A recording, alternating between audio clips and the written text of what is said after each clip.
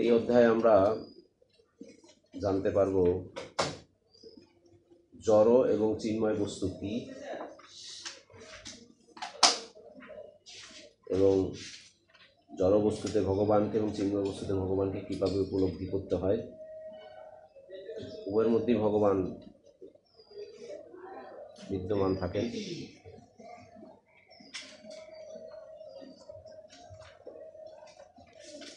কিন্তু আমরা বুঝতে পারি না কেন আমরা বদ্ধজীব। বলা হচ্ছে যে আমরা বদ্ধজীব, এই কারণে আমরা জড় এবং চেতনের মধ্যে অনেক সময় পার্থক্য বুঝতে পারি না, বা আমরা জড়ের মধ্যে কোনো সময় ভগবানকে উপলব্ধি করতে পারি না। সেটা হলো আমাদের বদ্ধ অবস্থার কারণ। বদ্ধ অবস্থা আসি বলেই আমরা জড়ের মধ্যে, যে জড় বস্তুর মধ্যে ভগবান থাকতে পারেন, সেটা আমরা উপলব্ধি করতে পারি না, কারণ নিজেরাই আমরা বদ্ধ অবস্থায় রয়েছি। তাই মাতা দেবভূতির প্রশ্নের আলোকে বলা হচ্ছে যে কেন বদ্ধ অবস্থায় বুঝতে পারি না, যে বদ্ধ অবস্থায় জীব বদ্ধ অবস্থায় গুণের দ্বারা আবৃত থাকে, গুণের দ্বারা আবৃত থাকে। গুণ তাদের মধ্যে সবসময় পেয়ে থাকে, মানে যতদিন পর্যন্ত গুণ থেকে বের হওয়া না যায় বা নির্গুণ স্তরে নেওয়া যায়, ততক্ষণ পর্যন্ত একজন ব্যক্তি জড়ের মধ্যে কখনো ভগবানকে উপলব্ধি করতে পারে না। গুণ অতিক্রম করতে হয়। এই কারণে বদ্ধ জীব তার চেতনা শুদ্ধ অবস্থায় পর্যবেসিত হয় না, যেহেতু তার মধ্যে জড়গুণ বা জড়গুণগুলি যেগুলো রয়েছে সেই ত্রিগুণের প্রভাব তার মধ্যে রয়েছে। এই কারণে সে চিন্ময় স্তরে উপলব্ধি করতে পারে না। মাতা দেবতী প্রশ্ন করেছেন, আদৌ কি বদ্ধজীবকে প্রকৃতির গুণ কোনো সময় ছাড়ে? এই অধ্যায়ে এই প্রশ্নগুলো করেছে যে বদ্ধজীব যারা রয়েছে তারা কি এই জড়গুণ থেকে বের হতে পারে কিনা, এবং এটা কোন জ্ঞান লাভ করলে এই বদ্ধজীব জড়গুণ থেকে বেরিয়ে আসতে পারে বা নির্গুণ স্তরে যেতে পারে, কোন জ্ঞানের তার প্রয়োজন রয়েছে। এই কারণে আমরা আগে দেখেছি যে আগের অধ্যায়ে ভগবান কপিল দেব আমাদের 24 তত্ত্বের কথা বলেছেন, সেই তত্ত্বগুলো বিচার বিশ্লেষণ করেছেন, এবং এই বিরাট পুরুষের থেকে যে আমাদের এই তত্ত্বগুলো এসেছেন, বিরাট পুরুষের বিভিন্ন অঙ্গ থেকে যে আমাদের অন্য মানে সমস্ত ইন্দ্রগুলো কি হয়, ইন্দ্রগুলো ওইটার প্রতিভূ। ভগবানের বিভিন্ন অঙ্গ হলো আমাদের বিভিন্ন অঙ্গগুলোর প্রতিভূ, এবং তাদের প্রত্যেকের একজন নির্দিষ্ট দেব দেবী রয়েছেন। তারা আমাদের সহায়তা করছেন এই ইন্দ্রগুলো দিয়ে আমাদের এই জড়জগতে বিচরণ করার জন্য। কোনো একটা দেবদেবী যদি কোনো ইন্দ্রিয়ের যারা অধিষ্ঠাতা দেবতা রয়েছে তারা যদি রুষ্ট হন, তখন আমাদের সেই ইন্দ্রগুলো দিয়ে আমাদের কার্যক্রম করতে অসুবিধা হয়। এটা আমরা শারীরিক প্রতিবন্ধকতা থেকে বুঝতে পারি অনেক সময়, কিন্তু বুঝতে পারলেও আমরা বুঝি না যে এইটা আমাদের কোনো দেবদেবীর অসন্তুষ্টির কারণে এটা হয়েছে। এখন প্রশ্ন আসতে পারে, তাহলে কি আমরা দেবদেবীর আরাধনা করবো কিনা, যে সমস্ত ইন্দ্রগুলো শুদ্ধ রাখার জন্য বা ইন্দ্রগুলো চলমান রাখার জন্য বা ভগবানের সেবায় নিয়োজিত করার জন্য। সেইটাও আমরা জানি যে আমাদের এখানে কত অধ্যায় বলা হয়েছিল যে শুধুমাত্র ভগবানের স্তুতি করলে, ভগবানের শুদ্ধ ভক্ত মানে শুদ্ধ ভক্তি যদি আমরা যাজন করি, তাহলে সমস্ত ইন্দ্রিয়গুলোর যে অধিষ্ঠাত্রী দেবদেবী রয়েছে তারা এমনিতেই সন্তুষ্ট হবে, এবং আমাদের ইন্দ্রিয়গুলো শুদ্ধভাবে ভগবানের সেবায় পর্যবেসিত হবে। এর জন্য আলাদা আলাদা কোনো দেবদেবীর আরাধনা করার প্রয়োজন নাই। তাই এই অধ্যায়ে সেই সমস্ত বিষয়গুলি আলোচনা হবে, যে মাতা দেবতীর প্রশ্ন যে কীভাবে এই বদ্ধজীব জড়গুণ থেকে বেরিয়ে আসতে পারে, কোন জ্ঞান লাভ করার পর সেই এই বদ্ধ অবস্থা থেকে সে মুক্ত হতে পারে। একজন মুক্ত জীবী বলা হচ্ছে যে সে জড় এবং চেতন উভয়ের মধ্যে চিন্ময় সত্তাকে সে দর্শন করতে পারে। জড় বস্তুর মধ্যেই একজন মুক্ত জীব ভগবানকে দর্শন করতে পারে। আমরা পারি না, কারণ আমাদের মধ্যে সেই চেতনা এখনো আসেনি, সেই চেতনায় আমরা এখন অধিষ্ঠিত হতে পারি না। তা আমাদের এই জড়া প্রকৃতির উপলব্ধি প্রথম শ্লোকে ভগবান বলছেন, শ্রী ভগবান উবাচ প্রকৃতস্থ পুরুষ ন্যায্য প্রকৃতে গুণৈ অবিকারাৎ প্রকৃতে গুণৈ অবিকারাৎ অকৃতাৎ নির্গুণাত্মাৎ জল অপর্বত। একবার আমরা এই শ্লোকটা বলি। প্রকৃতস্থ অপি পুরুষ নাজ্যতে প্রকৃতে গুণৈ অবিকারাৎ অকৃতাৎ নির্গুণাত্মাৎ জল অর্কবৎ।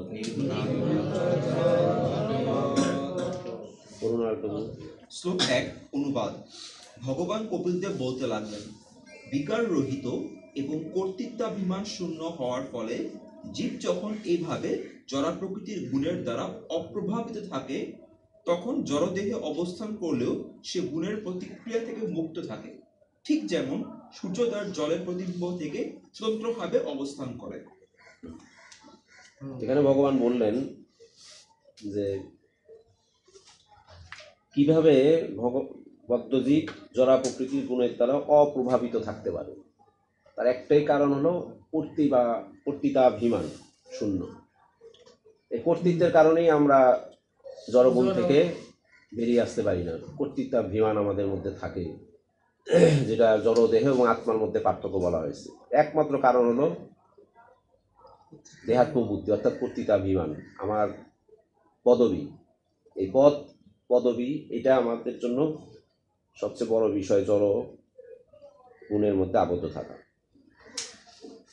কিন্তু কেউ যদি এই কর্তৃত্বাভিমান শূন্য হতে পারে, তাহলে বলছে যে, সেটা প্রভুপাদ এখানে উদাহরণ দিচ্ছেন অনুবাদে, যে সূর্যের আলো, সূর্যের যে জলের প্রতি তার প্রতিবিম্ব, জলে সূর্যের প্রতিবিম্ব পড়ে, কিন্তু জলকে নাড়ালে সেই প্রতিবিম্ব নড়ে, কিন্তু সূর্য কিন্তু স্থির থাকে ওইখানে, সূর্য নড়ে না।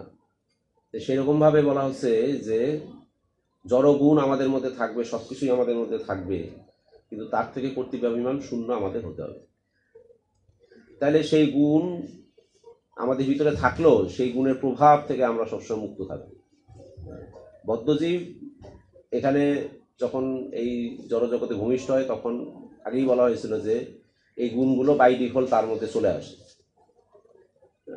না চাইলেও তার মধ্যে চলে আসে, কারণ এই প্রকৃতি এই গুণ দ্বারা সৃষ্ট। এই গুণের মধ্যে এই জন্য আমাদের পড়তে হয়। কিন্তু গুণ থেকে বেরিয়ে যাওয়ার একমাত্র উপায় হচ্ছে, বলছে যে কর্তৃত্বাভিমান থেকে মুক্ত, এই থেকে শূন্য। এই থেকে শূন্য হলেই গুণ আর আমাকে প্রভাবিত করতে পারবে না। যেমনিভাবে জলে প্রতিবিম্ব পড়লো, জলকে নাড়ালে সেই সূর্য মনে হয় নড়ছে, কিন্তু সূর্য আদতে একই জায়গায় স্থির আছে। সেরকমভাবে আমাদের এইখানে শিলপ্রভুপাদ তাৎপর্য বলছেন, যে মানুষ জড়া প্রকৃতির গুণ থেকে মুক্ত, তিনি ঠিক জলের সূর্যের প্রতিবিম্বের মতো অবস্থান করেন।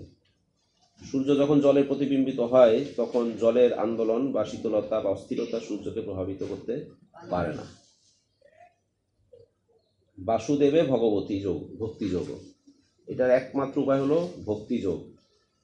আগের অধ্যায়ে ইঙ্গিত দিয়েছেন, এই অধ্যায়েও সরাসরি ভক্তিযোগের কথা বলেছেন, যে কেউ যখন পূর্ণরূপে ভক্তিযোগে যুক্ত হন, তখন তিনি ঠিক জলে প্রতিবিম্ব সূর্যের মতো হয়ে যান, ভক্তিযোগে যুক্ত হলে। অন্যান্য যোগ সাধনার মাধ্যমেও গুণ থেকে মুক্ত হওয়া যায়, এগুলো এখানে প্রেসক্রাইব করা হয়েছে, যে অন্যান্য যোগী যারা আছে, যোগ সাধনা করে এই অবস্থা থেকে মুক্ত হতে চায়, গুণ থেকে বেরিয়ে, তারাও পারে। এটা অনেক কষ্ট সাধ্য আর কি, তাদের ক্ষেত্রে অনেক কষ্ট সাধ্য, তারাও পারবে। কিন্তু কেউ যদি ভক্তিযোগে যুক্ত হয়, তাহলে তার জন্য এটা সহজ সাধ্য হয়ে যায়।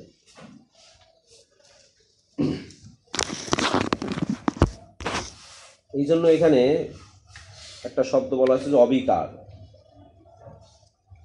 অবিকার মানে পরিবর্তিত না হয়ে যাওয়া। যে ভগবদ্গীতায় প্রতিপন্ন হয়েছে যে প্রতিটি জীবই হচ্ছে পরমেশ্বর ভগবানের বিভিন্ন অংশ, এবং তাই তার শাশ্বত স্থিতি হচ্ছে পরমেশ্বর ভগবানের সঙ্গে সহযোগিতা করা অথবা তার শক্তিকে ভগবানের সেবায় নিয়োজিত করা। সেটি তার অপরিবর্তনীয় স্থিতি। যখনই সে তার শক্তি এবং কার্যকলাপ তার ইন্দ্রিয় তৃপ্তির জন্য নিয়োগ করে, তখন তার অবস্থার পরিবর্তনকে বলা হয় বিকার। একটা হলো বিকার আর একটা হলো অবিকার। বিকারগ্রস্ত কখন হয়? যখন নাকি আমরা নিজস্ব ইন্দ্রিয় তৃপ্তি সাধনে ব্যস্ত থাকি। কিন্তু যে সে যখন অবিকার হয়ে যাবে, তাকে সেই সমস্ত তাড়িত করবে না, সেই সমস্ত ইন্দ্রিয়গুলো তার মধ্যে অনুভূত হবে না, সেই ইন্দ্রিয়গুলোর চাহিদা অনুভূত হবে না, তখনই সে অবিকার অবস্থা প্রাপ্ত হবে। আর অবিকার অবস্থা প্রাপ্ত হলেই সে যথাযথভাবে ভক্তিযোগে যুক্ত হতে পারবে। আর ভক্তিযোগে যখন একটা জীব যুক্ত হয়ে যাবে, তখন তার পক্ষে এই গুণ থেকে বেরিয়ে যাওয়া সম্ভব, আদারওয়াইজ সম্ভব নয়। এই শ্লোকে আরেকটা শব্দ ছিল অকর্তৃতা, যেটা নাকি অনুবাদে বলা হলো কর্তৃত্বাভিমান শূন্য। কর্তৃত্ববাদ, এটাই আমাদের জীবদের সহজাত একটা প্রবৃত্তি। হ্যাঁ, কর্তৃত্ব করতে চাই, এই জড়জগতে এসে আমরা কর্তৃত্ব করতে চাই। আর শুরু থেকেই কর্তৃত্বাভিমান আমাদের পেয়ে বসে। এই সমস্ত কোয়ালিটিগুলি যে অবিকারাত হওয়া, কর্তৃত্বাভিমান শূন্য হওয়ার সহজ সহজ উপায় হলো ভগবান কপিলদেব বলছেন যে ভক্তিযোগে যুক্ত হওয়া। কারণ ভক্তিযোগে যুক্ত হতে হতে যখন ইন্দ্রিয়গুলো সমস্ত কিছু শুদ্ধ হবে, তখন আমাদের মধ্যে কর্তৃত্ব আসবে না। কারণ আমরা তখন জেনে ফেলবো বা আমরা তখন অনুভব করতে পারবো যে ভগবানই পরম ভোক্তা। আমার যদি ভোগ্য কোনো বস্তুই না থাকে, বা আমার যদি ভোগের কোনো সামগ্রী না থাকে, সেখানে আমার কর্তৃত্বের কোনো বিষয় আসবে না। আমরা কর্তৃত্ব দেখাতে যাই বা দখলদারিত্ব দেখাতে যাই যখন আমরা নিজেরা ভোগ করতে চাই, নিজের ভোগ বলে তখন মনে করি, তখনই আমাদের মধ্যে কর্তৃত্বের ভাবটা আসে। আদারওয়াইজ আমাদের মধ্যে কর্তৃত্ব ভাব কখনোই আসবে না। এই জন্য উচিত হলো কি, ভক্তি জীবন যাপন করা, ভগবানকে ভক্তি করা, ভগবানের চরণ কমলে আমাদের নিজেকে আশ্রয় দেওয়া। তখন আমাদের মাধ্যমে আমাদের মধ্যে কর্তৃত্ব অভিমান আর পুনরায় জাগরিত হবে না, যদিও আমরা জন্ম থেকে এটা পাই। অবিকারত্ব এবং অকর্তৃত্বের ফলে মানুষ তৎক্ষণাৎ চিন্ময় স্তর অধিষ্ঠিত হতে পারেন। শেষ লাইনে, যেখানে জড়া প্রকৃতির গুণ তাকে স্পর্শ করতে পারে না, ঠিক যেমন সূর্যের প্রতিবিম্ব জলের দ্বারা প্রভাবিত হয় না। একটা হলো অবিকারত্ব আর একটা হলো অকর্তৃত্ব। এই দুইটা কোয়ালিটি একমাত্র আসবে শুধুমাত্র ভগবানের ভক্তিযোগে যুক্ত হলে, ভগবানের প্রতি ভক্তিযোগে যুক্ত হলে তখনই আসবে এটা, ভগবানকে পরম ভক্তা হিসাবে বিবেচনা করবে। শ্লোক 2।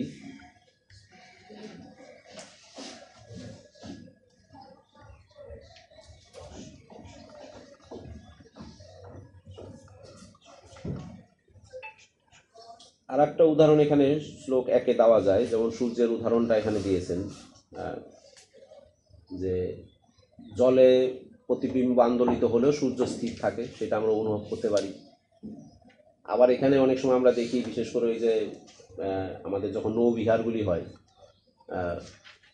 রাধা মাধবের নৌবিহার বা রাধা শ্যামচন্দ্রের বিহার যখন হয়, তখন আমরা জলের মধ্যে কি করি, ফুল দিয়ে আমরা জলের মধ্যে সাজাই। বুঝে ফুল দিয়ে যখন সাজানো হয়, তখন যখন আবার রাধা মাধবকে সেখানে নামানো হয়, তখন কিন্তু ফুলগুলি আন্দোলিত হয়ে ফুলগুলি বিচ্ছিন্ন হয়ে যায়, ফুলগুলি বিচ্ছিন্ন হয়ে যায়। তো ফুলগুলি বিচ্ছিন্ন হয়ে যাওয়ার পরেও এখানে জলে যে ফুল ভাসছিল এতক্ষণ, সেটা আগে আমাদের স্থির ছিল, যখন নাকি আমরা এই জলের মধ্যে নামিনি তখন স্থির ছিল। তেমনিভাবে বলছে যে এই যে আমাদের যে শারীরিক আমাদের যে চাহিদাটা থাকে, ইন্দ্রিয়ের যে চাহিদাটা থাকে, যে বিকার, যেটা ইন্দ্রিয় বিকার হলে আমরা যেটা নাকি আমাদের আমাদের মোহগ্রস্ত হয়ে যাই, আমরা ইন্দ্রিয় বিকারগ্রস্ত হলে মোহগ্রস্ত হয়ে যাই। কিন্তু যখন নাকি ভগবানকে সেখানে আনা হবে, তখন এই মোহগুলো কি এই জলের পাপড়ির মতো সব কিছু কি দূরে সরে যাবে, তখন মোহ আর তখন আমাদের মধ্যে থাকবে না তখন। তাই ভক্তের উচিত হলো বা বদ্ধজীবের উচিত হলো নিজের জীবনে ভগবানকে বসানো, নিজের জীবনে ভগবানকে আনা। যে ভগবানকে আনার ফলে আমার যে এই টলমল ইন্দ্রিয়গুলো ছিল, যেগুলো আনকন্ট্রোল ছিল, অনিয়ন্ত্রিত ছিল, সেগুলোকে এই ভক্তিযোগের মাধ্যমে নিয়ন্ত্রণ করা সম্ভব। তখনই নিয়ন্ত্রণ হয়। আমরা আমাদের এই খাদ্যাভ্যাসের ক্ষেত্রে দেখি যে আমাদের আগে অনিয়ন্ত্রিত কি জিহ্বা ছিল, সেটা নিয়ন্ত্রণ করা যেত না। এখন আমরা অন্য যেগুলি কুখাদ্য রয়েছে সেগুলো থেকে আমরা নিজেকে নিয়ন্ত্রণ করতে পারছি। কিন্তু আবার যদি আমরা সূক্ষ্মভাবে দেখি, যে এখনও কিন্তু অনেক সময় আমাদের জিহ্বা নিয়ন্ত্রিত নাই। বিশেষ করে আমরা উপলব্ধি করতে পারি, আমরা যখন ফাস্টিং করি, ফাস্টিং করলে আমাদের জিহ্বা কি নিয়ন্ত্রণ থাকে, তার জিহ্বা নিয়ন্ত্রিত থাকে দেখে আমাদের সমস্ত ইন্দ্রিয়গুলো সেগুলো নিয়ন্ত্রণ থাকে। কিন্তু ফাস্টিংয়ের পরবর্তী দিন আবার কি হয়, হ্যাঁ, তখন জিহ্বা আগের দিন যে রেস্টটা পাইছিল তার ডাবল সে আবার নিয়ে নেয় তখন। আর ডাবল যখন নেয় তখন সমস্ত ইন্দ্রিয়গুলো আবার ডাবল কার্য করা শুরু করে তখন। সেটা আমরা বিরত রাখতে পারি, ফাস্টিংয়ে যে আমরা বিরত রাখি, কিন্তু যখন নাকি পরের দিন ফাস্টিং চলে যায়, দ্বাদশীর দিন, আগের দিনই সব প্ল্যান প্রোগ্রাম হয়ে যায় কালকে প্রসাদে কী কী থাকবে। কিন্তু সেই সময় বলছে যে ওই ইন্দ্রিয় যে এই যে জিহ্বার কারণে ইন্দ্রিয়গুলি সব স্তীমিত হয়েছিল, তখন জিহ্বা যখন এই ডাবল জিনিস গ্রহণ করে বা অতিরিক্ত জিনিস গ্রহণ করে তখন সমস্ত ইন্দ্রিয়গুলি আবার সবল হয়ে ওঠে তখন। কিন্তু শুদ্ধ স্তরে যারা থাকে তারা এইটা সমভাবে গ্রহণ করে সব সময়। সে ফাস্টিং করুক, পরের দিন ফাস্টিং চলে যাক, তারপরেও তাকে যেভাবে কন্ট্রোল করতে হবে সে ঠিক তদ্রূপ সেইভাবে শুদ্ধ স্তরে গেলে আস্তে আস্তে সে সব কিছু কন্ট্রোলের মধ্যে নিয়ে আসে। কিন্তু আমরা এখনও সেটা হয়তো করতে পারি না। কিন্তু তথাপি বলছে যে শ্রীল বিশ্বনাথ চক্রবর্তী পাদ ঠাকুর বলছেন যে এটা তাহলে কিভাবে কন্ট্রোল করা যাবে। এই জন্য বলা হচ্ছে যে পরিমিত প্রসাদ মাত্র গ্রহণম, পরিমিত প্রসাদ মাত্র গ্রহণম, এবং আর কি সংকীর্তনাদি কীর্তনম, মানে সংকীর্তন করতে হবে, জিহ্বা দিয়ে পরিমিত আহার করতে হবে এবং সেইভাবে সংকীর্তন করতে হবে, তাহলে জিহ্বা জয়েত বলছে, তাহলে জিহ্বাকে জয় করা যাবে। এছাড়াও জিহ্বাকে জয় করার কোনো উপায় নেই। পরিমিত প্রসাদ সেবনম আর সংকীর্তনম, জিহ্বা জয়ত, তাহলে জিহ্বাকে জয় করা সম্ভব। কিন্তু ওই রকম যদি আমরা করি যে আগের দিন খুব কন্ট্রোল করলাম, পরের দিন আবার এটা সমস্ত কিছু আনকন্ট্রোল হয়ে গেল, তখন এটা প্রসাদই হোক, প্রসাদ দ্বারাও আমাদের ইন্দ্রিয় তৃপ্তি সাধন হয়। এই কারণে তো শিল প্রভুপাদ স্তরে স্তরে বলেছেন যে যত ম্যাচিউর হতে থাকবে, যত বয়স বাড়তে থাকবে, তত এই প্রসাদের প্রতি সব কিছুর প্রতি নিয়ন্ত্রণ আনতে হবে। তখন সাত্বিক আহারের প্রতি নিয়ন্ত্রণ আনতে হবে, সাত্বিক আহারের প্রতি বেশি ঝুঁকতে হবে যে আমরা যেন সাত্বিক আহার করি, তাহলে ইন্দ্রিয়গুলো, সমস্ত ইন্দ্রিয়গুলো তখন আস্তে আস্তে স্থিমিত হয়ে যাবে। শ্লোক 2। স এষ জহি প্রকৃতে গুণেষু অবিবিশচ্যতে অহং ক্রিয়া বিমূঢ় আত্মা কর্তাস্মি ইতি অভিমন্যতে। হরে কৃষ্ণ। অনুবাদ। শ্লোক নম্বর 2। আত্মা যখন জড় প্রকৃতির মোহ এবং অহংকারের দ্বারা আচ্ছন্ন হয়ে তার দেহকে তার স্বরূপ বলে মনে করে, তখন সে জড় জাগতিক কার্যকলাপে মগ্ন হয় এবং অহংকারের দ্বারা প্রভাবিত হয়ে সে নিজেকে সব কিছুর কর্তা বলে মনে করে।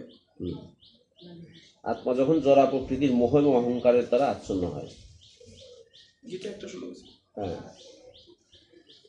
প্রকৃতি প্রিয়মানানি গুণকর্মানি হয়। এই যে অর্থাৎ আমাদের দেখা যাচ্ছে যে অহংকারটাই মূল বিষয়। এই কেন আমরা জড়া প্রকৃতির মোহে পড়ি, একমাত্র কারণ হলো অহংকার। আর এই অহংকারকে বলা হচ্ছে নিজ পদবী, অর্থাৎ দেহ আর আত্মাকে পার্থক্য করে আমি এই দেহ, এইটা মনে করা হলো প্রকৃত অহংকার। আমি এই দেহ, এই দেহটাই সর্বস্ব, এইটা হলো প্রকৃত অহংকার। আর যখন একটা ব্যক্তি যখন নিজেকে মনে করবে যে না আমি ভগবানের দাস বা আমি ভগবানের অংশ, তখন তার প্রকৃত অহংকার বলা হবে, এটাকে সত্য অহংকার বলা হবে। তাহলে মূলত এই অহংকারই হলো মূল সৃষ্ট, যে অহংকারের থেকে উদ্ভূত হয় আমাদের সমস্ত জড়জাগতিক কার্যকলাপ। অহংকার শূন্য হলে এই সমস্ত কার্যকলাপ আমাকে তখন আর পর্যবেসিত করতে পারবে না। শিল প্রভুপাদ এখানে বলছে যে ভগবদ্গীতায় অর্জুন যুদ্ধে তার পিতামহ এবং গুরুকে বধ করার দায়িত্ব নিজে গ্রহণ করার চেষ্টা করেছিলেন, এটা ছিল তার অহংকার। প্রথমে নিজে চেষ্টা করেছিলেন, এটা দায়িত্ব নিজে নিয়েছিলেন। কিন্তু তিনি যখন শ্রীকৃষ্ণের নির্দেশনায় কার্য করতে শুরু করেন, তখন তিনি এই ভ্রান্ত কর্তৃত্ববোধ থেকে মুক্ত হয়েছিলেন। প্রথমে সবকিছু নিজের উপর নিয়েছিলেন, যার জন্য উনি প্রথমে যুদ্ধ করতে চাননি বা এই এই ভগবানের এই নির্দেশনা নিজেকে প্রথমে মানতে চাননি, যে না ভগবান কেন যুদ্ধে আমাকে জড়াতে চাচ্ছে, আমি কেন আত্মীয় স্বজন নিধন করবো, ততক্ষণ পর্যন্ত ভগবানের প্রতি তার শরণাগত 100% ছিল না। তার কথা মেনেছেন কিন্তু 100% তার শরণাগতি ছিল না।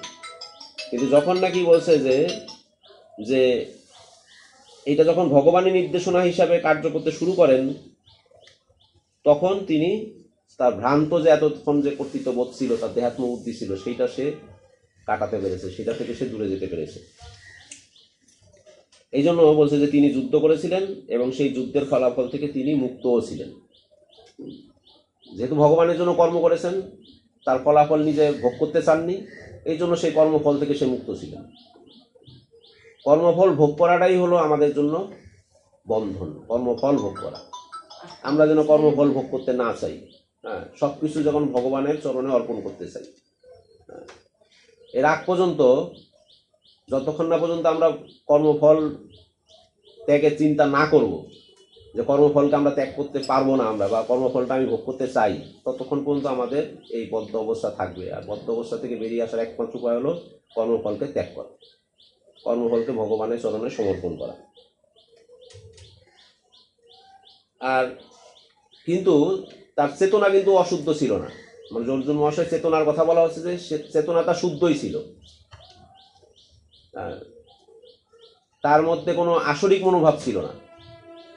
যদিও সে যুদ্ধ করতে চায়নি বা কৃষ্ণের নির্দেশনা প্রথমে সে নিজে নিজে মানতে চায়নি, তার মানে এই না সে আসরিক মনোভাবাপন্ন ছিল। বলছে যে তার চেতনা শুদ্ধই ছিল।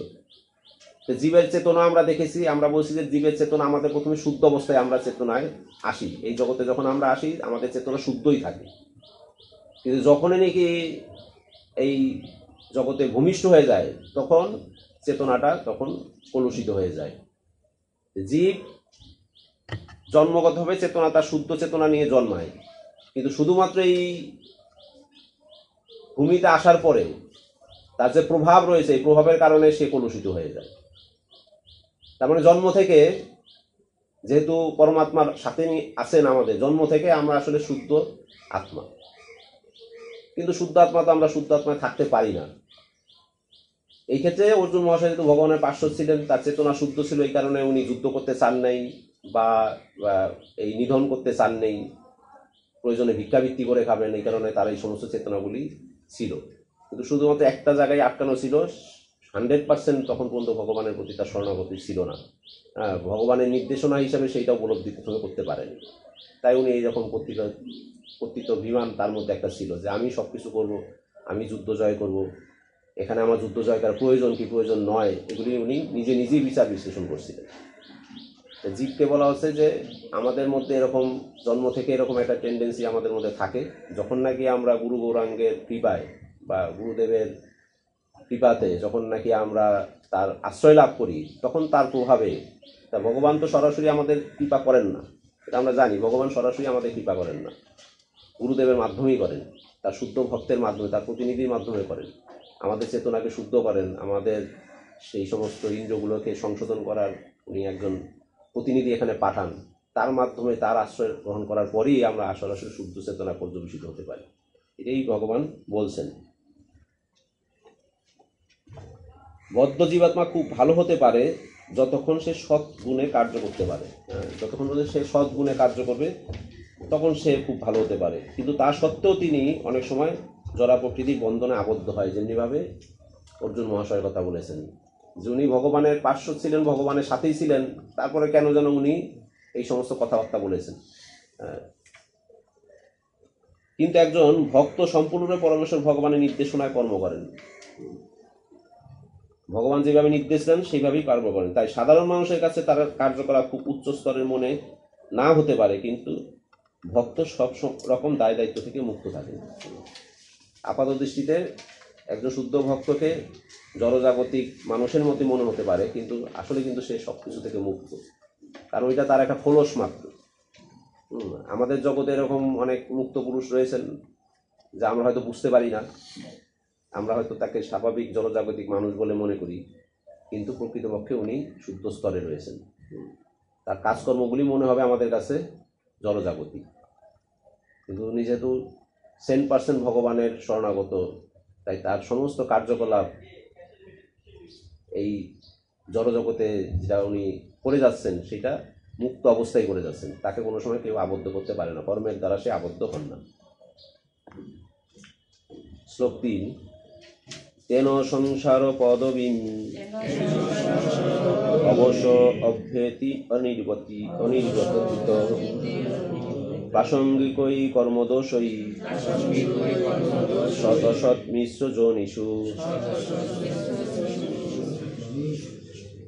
এইভাবে বদ্ধজীব প্রকৃতির গুণের সংঘ প্রভাবে উচ্চ এবং নিচু বিভিন্ন যোনিতে দেহান্তরিত হয়।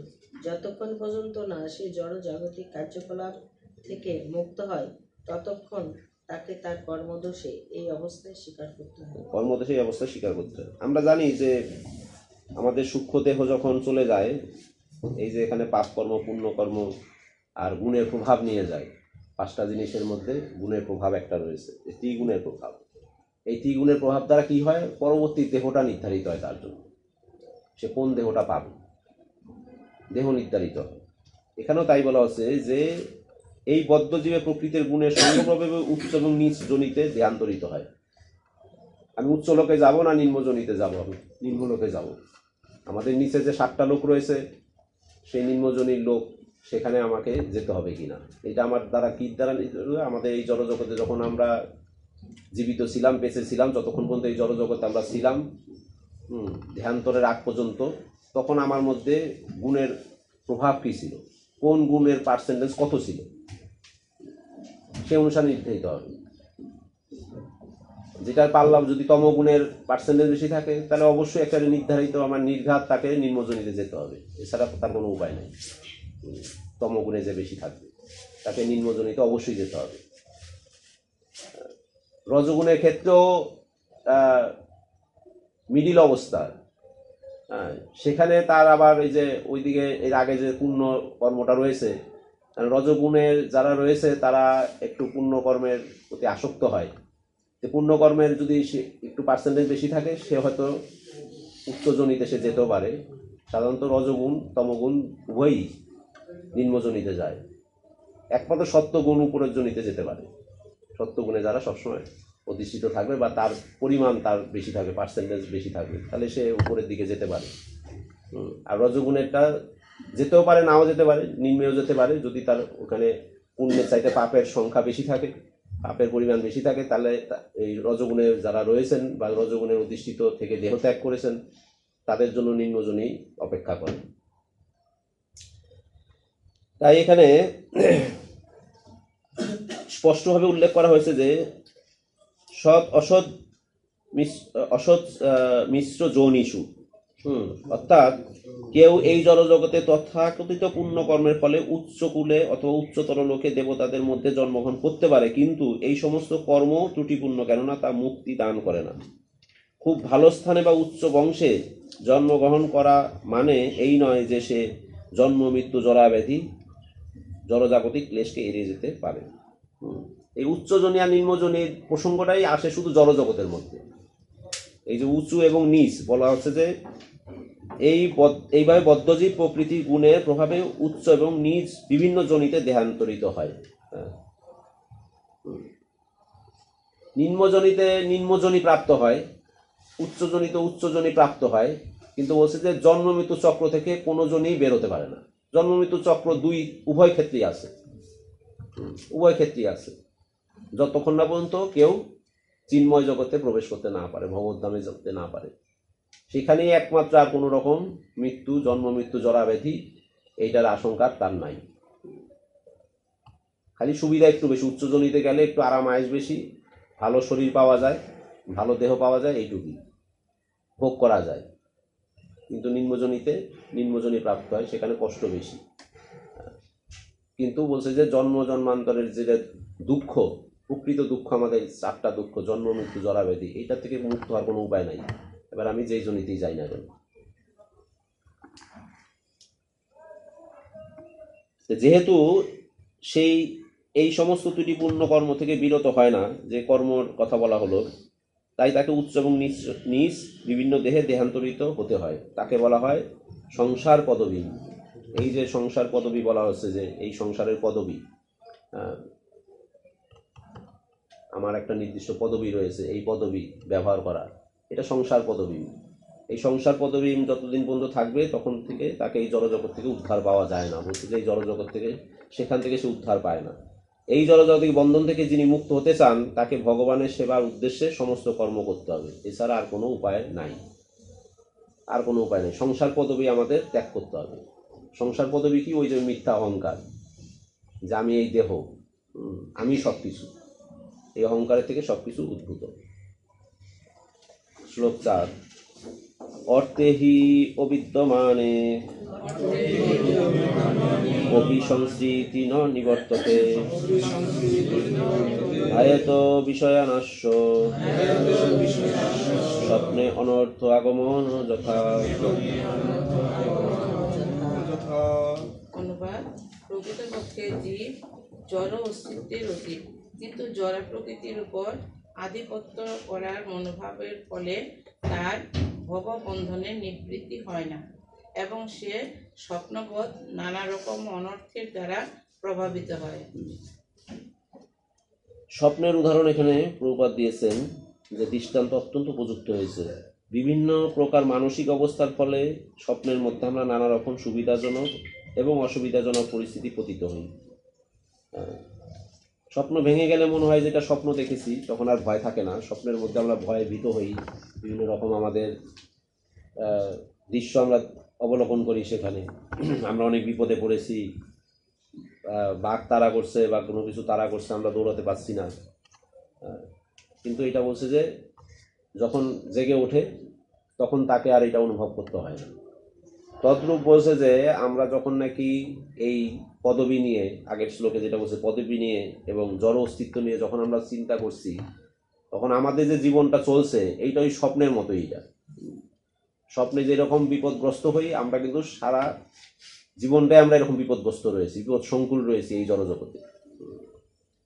এই বিপদ সংকুল অবস্থা থেকেও স্বপ্ন দেখে যেমন জেগে উঠলে আমাদের স্বপ্নটা সত্যি মনে হয় না। তাহলে এই বিপদ সংকুল জীবন থেকে আমরা যখন যদি বাঁচতে চাই, তাহলে আমাকে ভগবানকে আশ্রয় করতে হবে। তখন আমাদের এই জড়জগতে যে আমরা এই স্বপ্নবৎ যে বিপদ সংকুল জায়গা রয়েছি, এই বিপদ সংকুল জায়গা থেকে তখন আমরা মুক্ত হতে পারবো। পদে পদে এই জগতে আমাদের বিপদ। পদম পদম যত বিপদম, যত পদ যত কিছুতেই যাবো আমরা। এই কারণে এই জগৎকে আমাদের বলা হচ্ছে যে কিসের সংসার? অশাশ্বতম দুঃখালয়ম অশাশ্বতম। দুঃখালয়ম যেহেতু বলছে এখানে, তাহলে এখানে তো আর দুঃখ ছাড়া কিছু নাই, বিপদ ছাড়া কোনো কিছু নাই। সমস্ত আমরা যতটা স্টেপ দিচ্ছি, প্রতিটা স্টেপের মধ্যে আমাদের বিপদ রয়েছে। আমরা যে কোনো সময় আমাদের অনেক কিছু হতে পারে এটা। কিন্তু একজন শুদ্ধ ভক্ত বা একজন ভক্ত যখন নাকি ভগবানের চরণে সে আশ্রয় গ্রহণ করেন, তখন তার সমস্ত বিপদ সে এমনিতেই কাটাতে পারেন। বিপদ সে তখন আর নিজের কাছে বিপদ বলে সে নিজেকে মনে করে না, যে না আমি বিপদ সঙ্গ। যেহেতু তার আশ্রয় রয়েছে ভগবান, ভগবানের আশ্রয় সে রয়েছে, গুরুদেবের আশ্রয় সে রয়েছে, সে নিজেকে বিপদ মুক্ত মনে করেন। এখানেও তাই বলছেন যে এর ফলেই তার ভববন্ধনে নিবৃত্ত হয়। আদারওয়াইজ ভববন্ধন থেকে তার নিবৃত্ত হওয়ার কোনো উপায় নাই, কেউ আমাকে রক্ষা করতে পারবে না। এই জড়জগৎ আমাকে রক্ষা করতে পারে না, কারণ জড়জগৎকে আমার থেকে যেটা আমরা দেখেছি যে যত বড় বড়ই আমরা ক্ষমতাসীন হই না কেন, আমরা রিসেন্টও আমরা অনেক কিছু দেখেছি যে যতই আমাদের ক্ষমতা থাকুক, দাপট থাকুক, একটা সময় ভগবান যদি তার উপর থেকে চোখ সরিয়ে নেয়, ভগবান যদি তার উপর থেকে হাত সরিয়ে নেয়, তাকে কেউ রক্ষা করতে পারে না। সে যত বড় শক্তিশালী ব্যক্তি হোক, যত সম্পদের মালিকই হোক, মৃত্যুকে কেউ ঠেকাতে পারে না। মৃত্যু তার জীবনে আসবেই, অবধারিতভাবে তার আসবে, এটা ঠেকানোর কোনো উপায় নেই। তাহলে এইটাই হলো মৃত্যু ভয়টা, হলো আমাদের এই জগতের সবচেয়ে ভয়ানক ভয়। কেউ তো সাধারণত মৃত্যুবরণ করতে চায় না, মৃত্যুকে কেউ স্বাগতও জানাতে চায় না। স্বাগত জানাতে না চাইলেও অবধারিতভাবে তার জীবনে একবার না একবার তার আসবে। সৎকর্ম করতে হবে। হ্যাঁ, সবাইকে এইটাকে বরণ করতে হবে। কিন্তু যখন নাকি কেউ ভক্তি জীবনে থাকবেন, ভগবানের আশ্রয়ে থাকবেন, তখন তার মৃত্যু ভয়টা অনেকাংশই দূরে সরে যায়। মৃত্যু ভয় আর তার মধ্যে থাকে না, এই জগতের কোনো ভয়ই তার মধ্যে আর কাজ করে না, নির্ভয়ে থাকে। আমরা শুদ্ধ ভক্তদের জীবনের ক্ষেত্রে আমরা তাই দেখতে পাই, কারণ তারা সবসময় ভগবানের আশ্রয় রয়েছেন। কিসের বিপদ তাদের মধ্যে? ভগবানের আশ্রয় মানে নামের আশ্রয়। এই কলিযুগের যে নামের আশ্রয় মানে নামের প্রতি যার অগাধ বিশ্বাস থাকে, সে সব কিছু জয় করতে পারে, সব কিছু তার জয় করতে পারে। ওটা জানাস, বলুন। আমরা যে এখন যে স্বপ্নটা দেখি, আমরা তিনটা কারণে, আমরা তিনটা সূক্ষ্ম দেহের কারণে আমরা স্বপ্নটা দেখি, স্বপ্নটা দেখি। এবং ওঠার পরে আমাদের ওই ভয়টা থাকে না। কিন্তু আমরা যখন এই জগৎ থেকে মুক্ত হব, যখন আমরা চিৎ জগতে প্রবেশ করবো, তখন আমরা এই জগতের সমস্ত কার্যকলাপে আমাদের কাছে একটা স্বপ্ন মনে হবে, স্বপ্নবোধ মনে হবে যে আমরা এই যেগুলো করছি সব স্বপ্ন। হ্যাঁ, মানে একটা ক্ষণকালের মতো মনে হবে, এটা ক্ষণকাল স্বপ্ন। এবং তখন যে আমরা একটা দেহ পাবো, এই দেহটা কি হবে? মানে রক্ত মাংসের দেহ না, মানে একটা চিৎ দেহ? না সেই সময় তো বলা হচ্ছে যখন নাকি আমরা এই অবস্থা থেকে উত্তীর্ণ হতে পারি, তখন আমাদের চিন্ময় দেহ প্রাপ্তি হয়। ওইখানে হ্যাঁ, এই চিন্ময় দেহের মধ্যে তার কোনো বিকারই থাকবে না, কোনো কিছু। আমাদের যে সূক্ষ্ম দেহটা কি তখন থাকবে? না, এখানে যে সূক্ষ্ম দেহ আর তখন নাই, তখন সূক্ষ্ম দেহ থেকে একদম মুক্ত হয়ে যাবেন আপনি। সূক্ষ্ম দেহ তখন যতদিন পর্যন্ত সূক্ষ্ম দেহ থাকবে, ততদিন পর্যন্ত এই জড় জগতে আসতে হবে। এই সূক্ষ্ম দেহ থেকে যখন আমি একবারে সম্পূর্ণভাবে মুক্ত হব, তখনই আমি চিন্ময় দেহ প্রাপ্ত হবে। সেখানে আর সূক্ষ্ম দেহ বলতে নাই, পুরা দেহটাই তখন তো চিন্ময়। হ্যাঁ, আর সূক্ষ্ম দেহ যতদিন পর্যন্ত আমাদের আসবে, এই জন্য আমরা এই সাটল বডিটা থেকে মুক্ত হই সবসময়। এক দেহ ত্যাগ করে আরেক দেহে যাই। হ্যাঁ, যাই কেন ওই সূক্ষ্ম দেহটা নিয়ে যায় আমাকে আর একটা দেহের মধ্যে, কারণ সূক্ষ্ম দেহ থেকে তো আমি মুক্ত হতে পারি না এখন পর্যন্ত। আচ্ছা, তাই আমাদের প্রকৃত মুক্তি হলো সূক্ষ্ম দেহ থেকে মুক্তি। সূক্ষ্ম দেহ থেকে মুক্তি। হ্যাঁ, প্রকৃত মুক্তি যেটাকে বলে, সূক্ষ্ম দেহ থেকে মুক্তি। যতক্ষণ পর্যন্ত মন বুদ্ধি অহংকার আমি মুক্ত হতে না পারবো, খালি দেহটা চেঞ্জ করলাম, আর কিছু না, পোশাক চেঞ্জ করলাম শুধু, এইটুকুই শুধু। এখন একটা পোশাক পরেছি, আর একটা জন্মে আর একটা পোশাক পরবো। এখন মানব দেহ, আর একটা জন্য পশু দেহ, বৃক্ষ দেহ, কত কিছু দেহ হতে পারে আমাদের, কিন্তু সূক্ষ্ম আত্মা তো মুক্ত হলো না এখানে। তাই প্রকৃতি মুক্তি তখনই আসবে যখন সূক্ষ্ম আত্মা থেকে, মানে সূক্ষ্ম দেহ থেকে তখন আমি বেরিয়ে যাবো এখানে। ওই সময় হলো আসলে চিন্ময় দেহ, তখন আর ওখানে আর কোনো সূক্ষ্ম দেহ বলতে কোনো কিছু নাই। সূক্ষ্ম দেহটা শুধুমাত্র এই জড়জগতের জন্য। জড়জগতে যখন জীব আসে, তখন সূক্ষ্ম দেহ নিয়ে আসে, আর তাকে একটা এই জড় আবরণ দিয়ে আমাদের মতো এরকম একটা তাকে জড় দেহ দেওয়া হয়, ভৌতিক দেহ দেওয়া হয়। ভিতরে থাকে আমাদের সূক্ষ্ম দেহ। শুধুমাত্র শুধু দেহান্তর যখন হচ্ছে, পুনর্জন্ম যখন হচ্ছে, শুধুমাত্র খালি তার এই পোশাকটা চেঞ্জ হচ্ছে, শুধু সূক্ষ্ম দেহ আগের মতোই থাকছে। প্রভু, একটা কোশ্চেন ছিল, একটা কনফিউশন আছে এখানে আমার। সেটা হচ্ছে যে এখানে যে স্বপ্নবোধ বলা হয়েছে, স্বপ্নের সঙ্গে তুলনা করা হয়েছে। স্বপ্ন তো প্রভু হচ্ছে অলিক, বা হচ্ছে আমি ঘুমে কি দেখেছি এটা আসলে বাস্তব না। কিন্তু আমি যখন যেটা, মানে আমি তো ভোগ চেয়েছি, এটা বাস্তব, তা আমি পৃথিবীতে আসছি, আমি আগের জন্মে সৎকর্ম করেছি, তা এখানে সুখ ভোগ করছি, বা খারাপ করলে কষ্ট ভোগ করছি, এটা আসলে বাস্তব। তাহলে স্বপ্নের সঙ্গে তুলনা কি হবে? স্বপ্ন তো অলিক, আর তো বাস্তব হচ্ছে, মানে ট্রু বাস্তব হচ্ছে স্বপ্নের সাথে এই জন্য তুলনা করা হয়েছে, বলা হচ্ছে যে প্রকৃত অবস্থাতে আমার এটা হওয়া উচিত ছিল না। আমরা জানি যে আমাদের কোনো কারণে আমরা গুরুবর্গ বা আচার্যবর্গ থেকে আমরা শুনেছি বা শাস্ত্র আমরা পেয়েছি যে কোনো মানে আমার একটা প্রবৃত্তি সৃষ্টি হয়েছিল, একটা সময় আমরা হয়তো বা চিৎজগতেই ছিলাম, নিজের একটা ভোগের লালসা বা ভোগের স্পৃহা হয়েছিল, তখন আমাকে আবার এই জগতে প্রেরণ করা হয়েছে। তাহলে প্রথমত হলো এই জগতে প্রেরণ করা হয়েছে, এই জগতে যখন আমরা আসছি, এখন যা কার্যক্রম করছি, প্রকৃত কার্যক্রম তো এইটা না আমার, আসলে এইটা আমার হওয়া উচিত ছিল না এটা। তাই বলছে যে এইটা আসলে ওই স্বপ্নের মতোই আর কি। আমার প্রকৃত যে আমার স্থিতি ছিল, সেই স্থিতির সাথে এটা চিন্তা করলে এটা স্বপ্নবোধের মতোই, এটা আমার হওয়া উচিত ছিল না।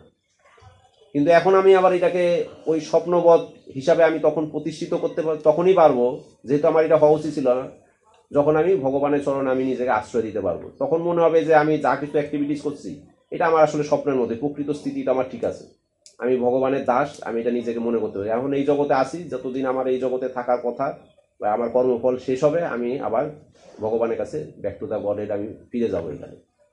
ওই ক্ষেত্রে আমাকে বলা হচ্ছে যে আমরা যেমন স্বপ্ন, প্রকৃত অর্থে আমরা ঘুমালে যেমন স্বপ্ন দেখি, সত্যি মনে হয় না, তখন আমার কাছে মনে হবে যে এই সমস্ত বিষয়গুলি আসলে আমার জন্য সত্যি নয়। আমি জাস্ট খালি একটা অভিনয়ের জন্য আমি এখানে আসি।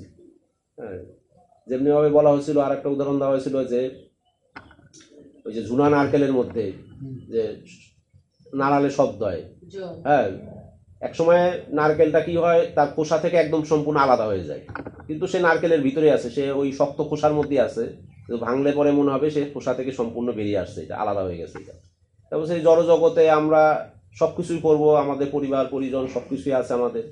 তো এইটাকে যতক্ষণ পর্যন্ত ওই ডিটাচমেন্টের মনোবৃত্তি রাখা যাবে যে না আমি আসলে ওইটার মধ্যে আসক্ত না, আমি আসি, আমার খালি ডিউটিটা পালন করছি আমি এখানে।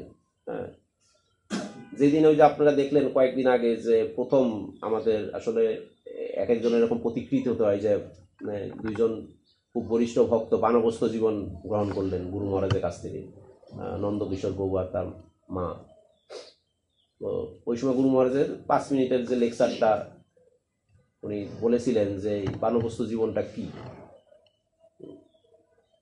ওনারা দুইজন তো বনে চলে যায়নি, দুইজনে বাসায় আছে, কিন্তু হ্যাঁ দুজনে তারা বাসায় আছে, শুধুমাত্র বলছে জড় জাগতিক কোনো কর্ম তারা করতে পারবে না এখন থেকে, যেহেতু সে বানপ্রস্থ নিয়েছে। এখন জড় জগতিক কর্মটা ডিটারমাইন করার দায়িত্ব তো আমার নিজের, তাই না? আরেকজন তো আমার বলে দিবে না, সে কি দোকানে গিয়ে জিনিস কিনতে পারবে না?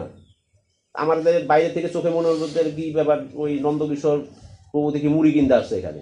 হ্যাঁ, কিন্তু কি উদ্দেশ্যে কিনছেন, কিভাবে কিনছেন, ওনার ভাব তো আমি বুঝতে পারবো না এখানে। উনাকে এটা উপলব্ধি করতে হবে, উনাকেই রিয়ালাইজ করতে হবে এবং উনাকেই এটা প্রতিষ্ঠিত করতে হবে যে সে এখন থেকে আর কোনো জড়জাগতিক কার্যক্রম করতে পারবে না। সংসারে থাকবে সে, তার কোনো রকম অ্যাটাচমেন্টই থাকবে না সংসারে।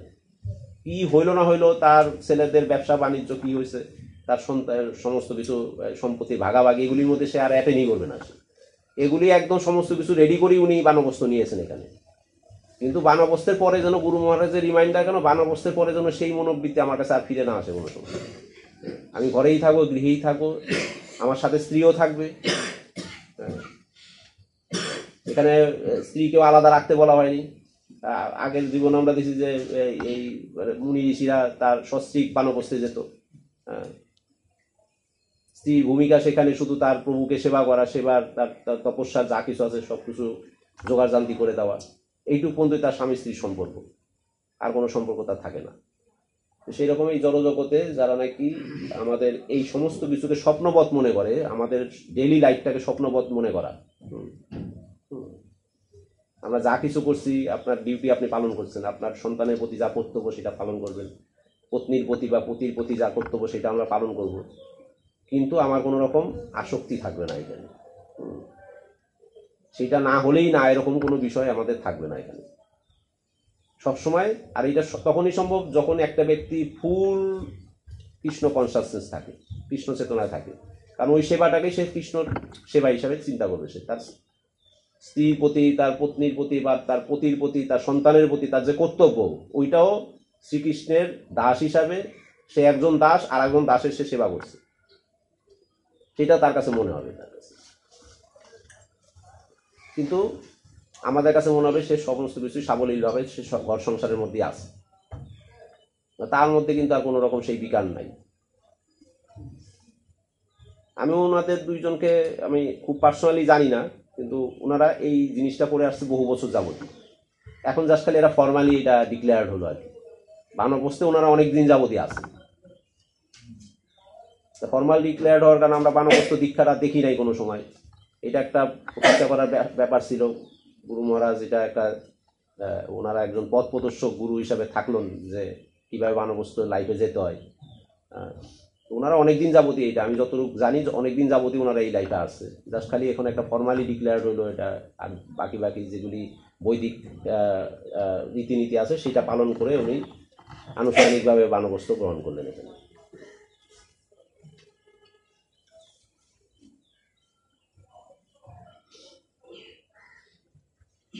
একটা বিষয় এখানে শিল প্রভুপাদ জোর দিচ্ছেন যে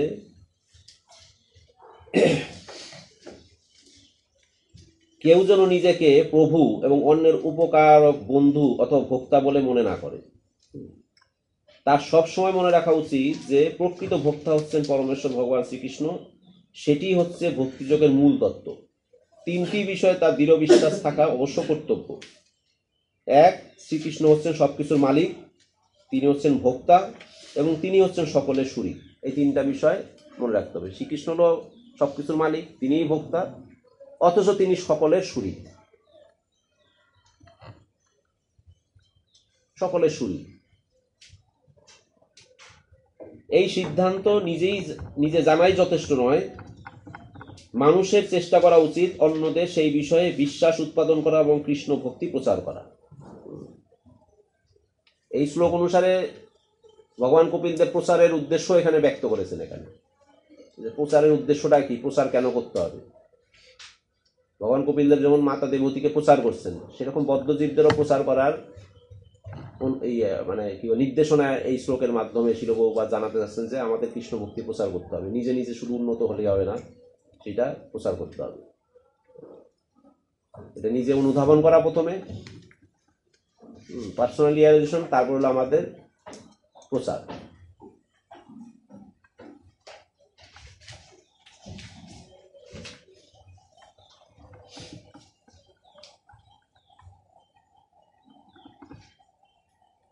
শ্লোক 6, যম আদিবি যোগপথেই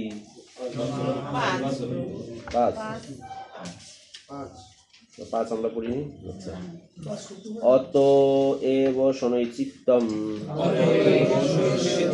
প্রসক্তাম শতাম পথি ভক্তি যোগেন তীব্রেণ বিরক্তা চ নয়েদেশম।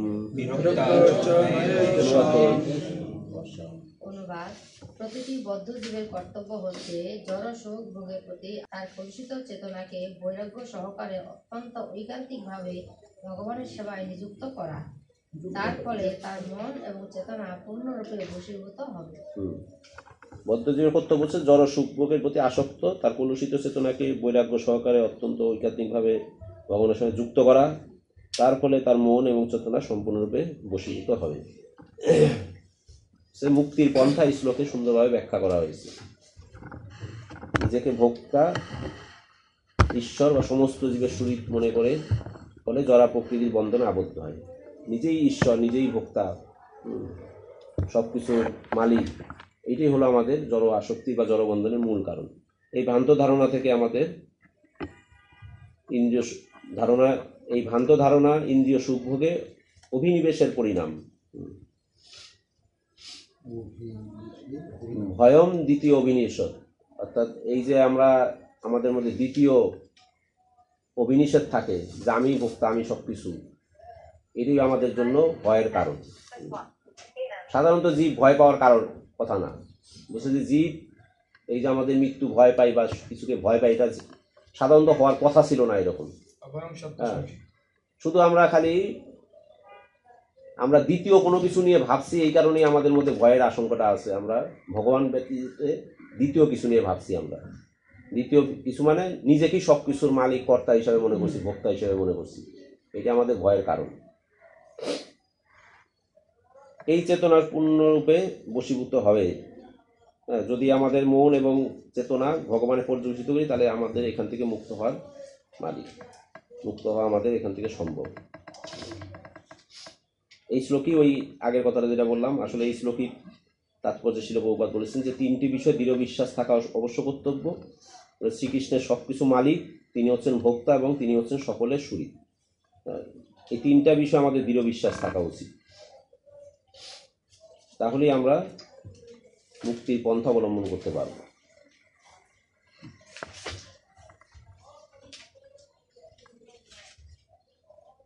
এইভাবে এই শ্লোকে ভক্তিযোগের গুরুত্ব দৃঢ়তাপূর্বক প্রতিপন্ন হয়েছে। ভক্তিযোগের গুরুত্ব সবই মনে কৃষ্ণ পদারবিন্দ, সবাই কৃষ্ণের শ্রীপাদপদ্মে স্থির হতে হবে। আচ্ছা, এইবার অন্যান্য যোগের কথা বলা হচ্ছে পরের শ্লোক থেকে। একটা প্রশ্ন ছিল প্রভু, এই যে পয়েন্টটা বলছিলেন যে আমাদের মৃত্যুর ভয় বা এই ধরনের ভয়গুলো আসতেছেই কারণ হচ্ছে আমরা কৃষ্ণ শরণাগত না, আমরা ভাবছি জগৎটা আসলে আমি ভোগ করবো বা এই ভোগের ব্যাপারটা। কিন্তু এটাই তো স্বাভাবিক না যে আমাকে ভাবতে হবে, মানে আমার সেই চিন্তাটা আসবে যে আমার পুত্র কি হবে, আমার পত্নী কি হবে, মানে আপনিও তো বা আমরা সবাই তো ভাববো এটা যে আমি চলে গেলে আমার কি হবে, তাদের কি হবে। তো এটা তো স্বাভাবিক, কিন্তু এটা অ্যাভয়েড করার তো কোনো ওয়েও নাই। আমরা মনে করছি স্বাভাবিক, কিন্তু এটাই অস্বাভাবিক। মনে করছি স্বাভাবিক, কিন্তু আসলে এটা প্রকৃত অর্থে এটা অস্বাভাবিক।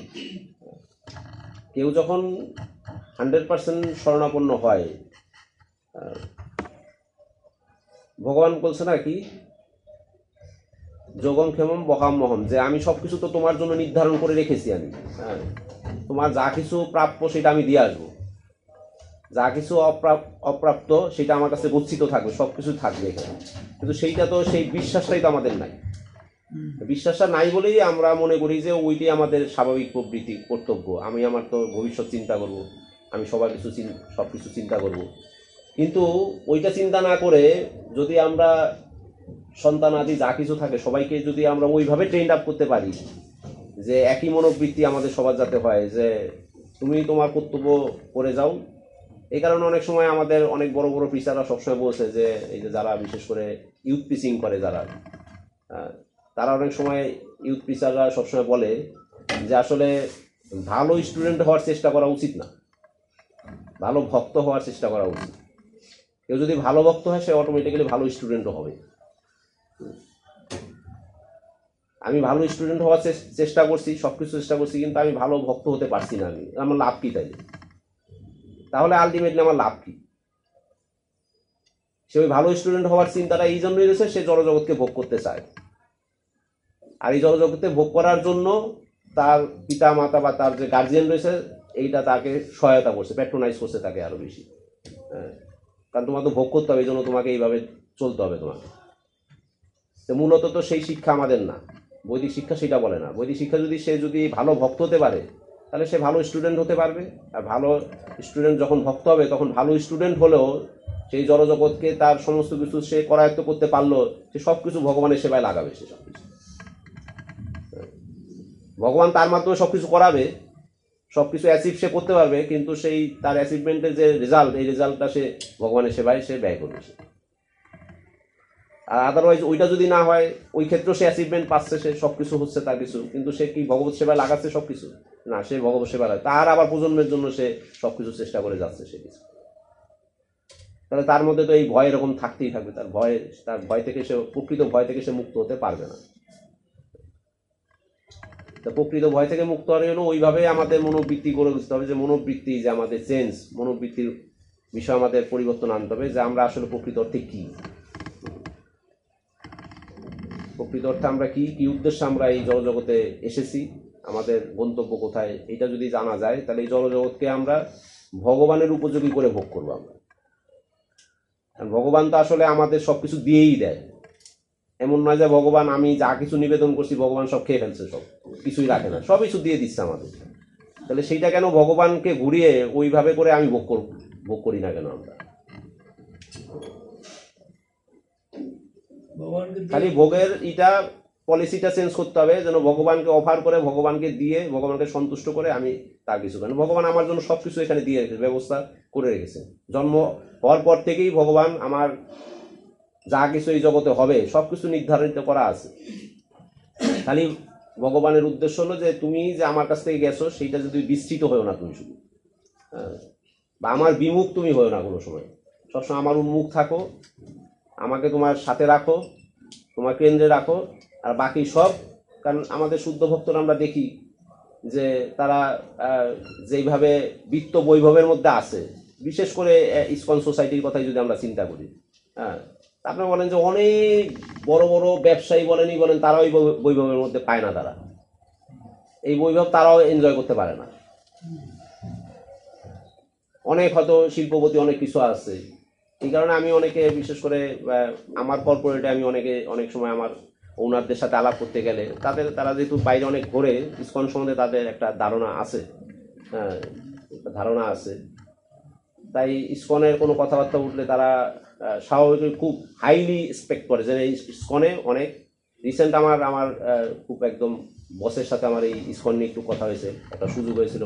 সাধারণত সময় দেয় না, ওই দিন 10-15 মিনিট সময় শুধু ইসকন নিয়েই কথাবার্তা বলেছে। তার ধারণা ভালো, আর আমি যতটুকু আরেকটু বলেছি তাতে করে আরেকটু ভালো হয়েছে।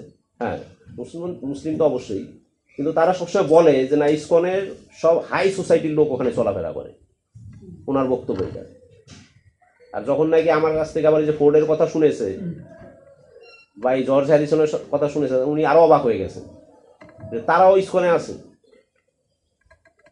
তার মানে এই যে জড়জগতে যারা ভগবানের এরকম সেবক, যে ভগবানের শুদ্ধ ভক্ত, কোন বৃত্ত বৈভব তার মধ্যে নাই। শিল প্রভুপাদের কাছে সবকিছু ছিল, হ্যাঁ না ব্যবহার করছে, তো ব্যবহার করছে উনি ভগবানকে দিয়ে, ভগবানের জন্য উপযোগী করে ব্যবহার করেছে। উনি কি মার্সিডিজ বেঞ্জে চলেনি? চলেছে। উনি কি বিমানে সবসময় চলাফেরা করেনি? করেছে। তাহলে এইটা তো সে নিজের ভোগের জন্য করেনি। কিন্তু আর একটা ব্যক্তি সবকিছুই করছে, সেও মার্সিডিজ বেঞ্জে চলছে, সেও বিমানে চলছে, সবকিছু করছে, তার উদ্দেশ্যটা কি? এটাই শুধু পার্থক্য। কারণ ভগবান জানে যে আমার ভক্তকে ভগবান এগুলি আসলে আসলে পুরস্কার হিসেবে দেন, যে আমার যে অর্থাৎ এটা জাগতিকভাবে যে উদাহরণটা দেওয়া হয় যে কোনো একটা এই কোম্পানি বা কোনো একটা শিল্পপতি যখন তার সহকারী রাখে, পিএস রাখে, সে যখন কোনো ট্রাভেলসে যায়, যে যখন অনেক দূরে যায়, কোনো বিদেশে যায়, এসে যায়, তখন তার সাথে নিয়ে যায়। সে যা সুখ সুবিধাগুলি ভোগ করে, সে যে হোটেল ভোগ করে, সে যে এখানে থাকে, তার পিএসকেও সেখানে রাখে। কিন্তু হয়তো তার ব্যক্তিগতভাবে সেই যোগ্যতাটা তার নাই, কিন্তু তার কারণে সে পাচ্ছে এই ভোগগুলি সে করতে পারছে। তো ভগবান বলছে যে আমার শুদ্ধ ভক্ত সবকিছু তো আমার জন্য করছে এখানে। তাহলে এইটাই জগৎকে শিক্ষা দেওয়ার জন্য, যে এই জগৎকে দেখানোর জন্য যে আমার শুদ্ধ ভক্তরাকে যে শুধু রাস্তাঘাটে ঘুরতে হবে আর এরকম ওই যে রিক্সা ঠেলা গাড়িতে চলতে হবে তা না, আমার শুদ্ধ ভক্তরা এরকম ভালো ভালো জায়গায় চলবে এখানে। এটাই ভগবানের মাহাত্ম্য। এটা এখানে ভগবান এইটা দিয়ে আমাদের এনকারেজ করছে যে আমার কাছে আসলে যে শুধুমাত্র খালি এই পাঁচ সবজি আর এই ডাইল খেয়ে জীবনযাপন করছে তা না, এখানে অনেক কিছু আছে। এখানে এই জীবন আমরা যাপন করি, তাহলে আমরা এখানে অনেক কিছু আমরা ওই যেটা জনজাগতিকভাবে যারা ভোগ করছে, এখানেও ভোগের কোনো অভাব নাই। শুধু দুইজনের মধ্যে পার্থক্য একটাই, যে ভগবানকে উদ্দেশ্য করে ভোগ করা। সেই উদ্দেশ্যটা অবশ্যই আমাদের কপটতা হবে না আবার, যে ভগবানকে উদ্দেশ্য করে সবকিছু করলাম, কিন্তু এটা অন্তর থেকে, হ্যাঁ, স্বতঃস্ফূর্তভাবে ভগবানকে দিয়ে আমার সবকিছু নিজেকে গ্রহণ করতে হবে। আগে ভগবান গ্রহণ করবেন, তারপর আমি গ্রহণ করব। ভগবান যদি আমাকে সেই উচ্ছিষ্ট দেয়, আমি গ্রহণ করব। সেখানে কোনো রকম আসক্তি নাই। অ্যাজ ইউজুয়াল সবকিছু এমনি অটোমেটিক্যালি হতে থাকবে, সবকিছু জোর করে কোনো কিছু এখানে করতে হবে না। আরেকটু যদি একটা বিষয় ক্লারিফাই করতেন, রিসেন্টলি এটা অনেককে দেখেছি আমি, যে অনেক বাংলাদেশি গৃহস্থদের মাঝে যে তারা একটা তাদের ক্যারিয়ারে এক্সট্রা মাইল একটা এফোর্ট দিচ্ছে, কারণ ওরা চাচ্ছে যে মায়াপুর একটা ফ্ল্যাট কিনতে, ওখানে হচ্ছে ভগবানের সেবা করবো। ওদের উদ্দেশ্যটা ভালো, কিন্তু ওরা যে একটা এক্সট্রা মাইল এফোর্ট দিচ্ছে ওদের কাজে, মানে এটা কি মানে ওকে নাকি ওকে না? মানে না, এটা দেখেন, এটা কিন্তু সমাধান আমরা এটা জেনেও আসছি। আমাদের নেকটার অফ ইনস্ট্রাকশন এটা বলেই দিছে এখানে। এটা সরল সূত্র আমাদের দিয়ে দিয়েছে যে আমাদের কোনো কিছু করতে অসুবিধা নাই, আমার ডিমান্ড ফুলফিল করাতে কোনো অসুবিধা নাই। শুধু একটা বিষয় খেয়াল রাখতে হবে, সেটা আমাদের প্রাত্যহিক সাধন ভোজনের পরিপন্থী কিছু হচ্ছে কিনা। আমাদের যে গুরুদেবের ইনস্ট্রাকশন, আচার্যদের যে ইনস্ট্রাকশন, সেই ইনস্ট্রাকশন অনুসারে যদি আমি জীবন অতিবাহিত করতে পারি, তাহলে মায়াপুরে কেন, বৃন্দাবনে একটা হবে, মায়াপুরে একটা হবে, নিউ বৃন্দাবনে একটা হবে, সব জায়গায় একটা করে হবে। অসুবিধা কি? কোনো অসুবিধা নাই তো, কিছু কোনো অসুবিধা নাই এখানে কিছু। সেখানে রূপ গোস্বামীপাদ একটাই গাইডলাইন দিয়ে দিচ্ছে, তুমি খালি নির্ধারণ করো যে তোমার প্রাত্যহিক যে সাধনা আছে, প্রাত্যহিক যে সাধনা আমাদের রয়েছে, সেইটাতে কোনো হ্যাম্পার হচ্ছে কিনা। সেটা যদি হ্যাম্পার হয়, তাহলে মনে করবা সেগুলি আমাদের অতিরিক্ত জিনিস, সেটা আমাদের করাটা উচিত না।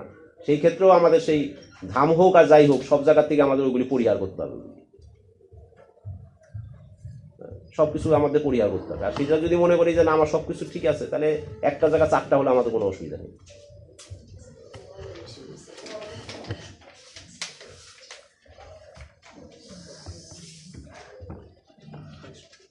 বলবেন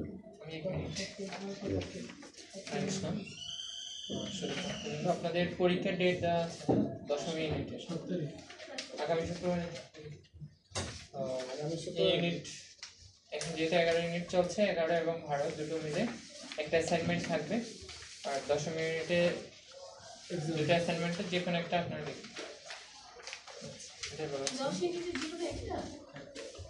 এখানে দুটো অ্যাসাইনমেন্ট দেওয়া আছে, যে কোনো একটা লিখতে হবে। পরীক্ষার টাইমটা হচ্ছে শুক্রবার ক্লাসও আছে না?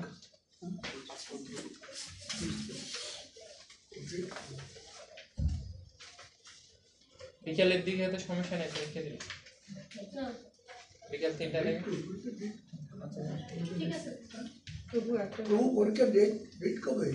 হ্যাঁ, আগামী শুক্রবার।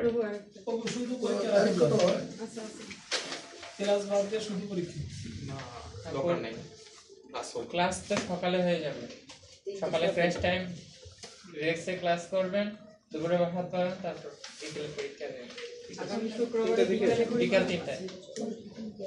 থ্যাংকস। ঠিক আছে।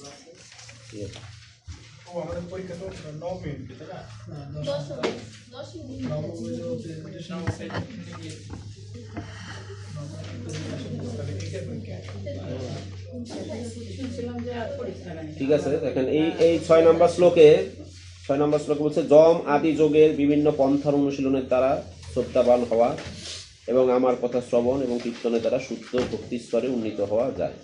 একটা স্তরে বলছে যে আমাদের যে অষ্টাঙ্গ যোগ রয়েছে, 8টি যোগের কথা বলা হয়েছে, যে যোগের দ্বারাও শ্রদ্ধাবান হওয়া যায়। এটা একটা কঠিন প্রসেস অষ্টাঙ্গ যোগীদের ক্ষেত্রে। হ্যাঁ, যম, নিয়ম, আসন, প্রাণায়াম এগুলির মাধ্যমে বলছে যে শ্রদ্ধাবান হওয়া যায়, এগুলির মাধ্যমে হলো শ্রদ্ধাবান হওয়া যায়।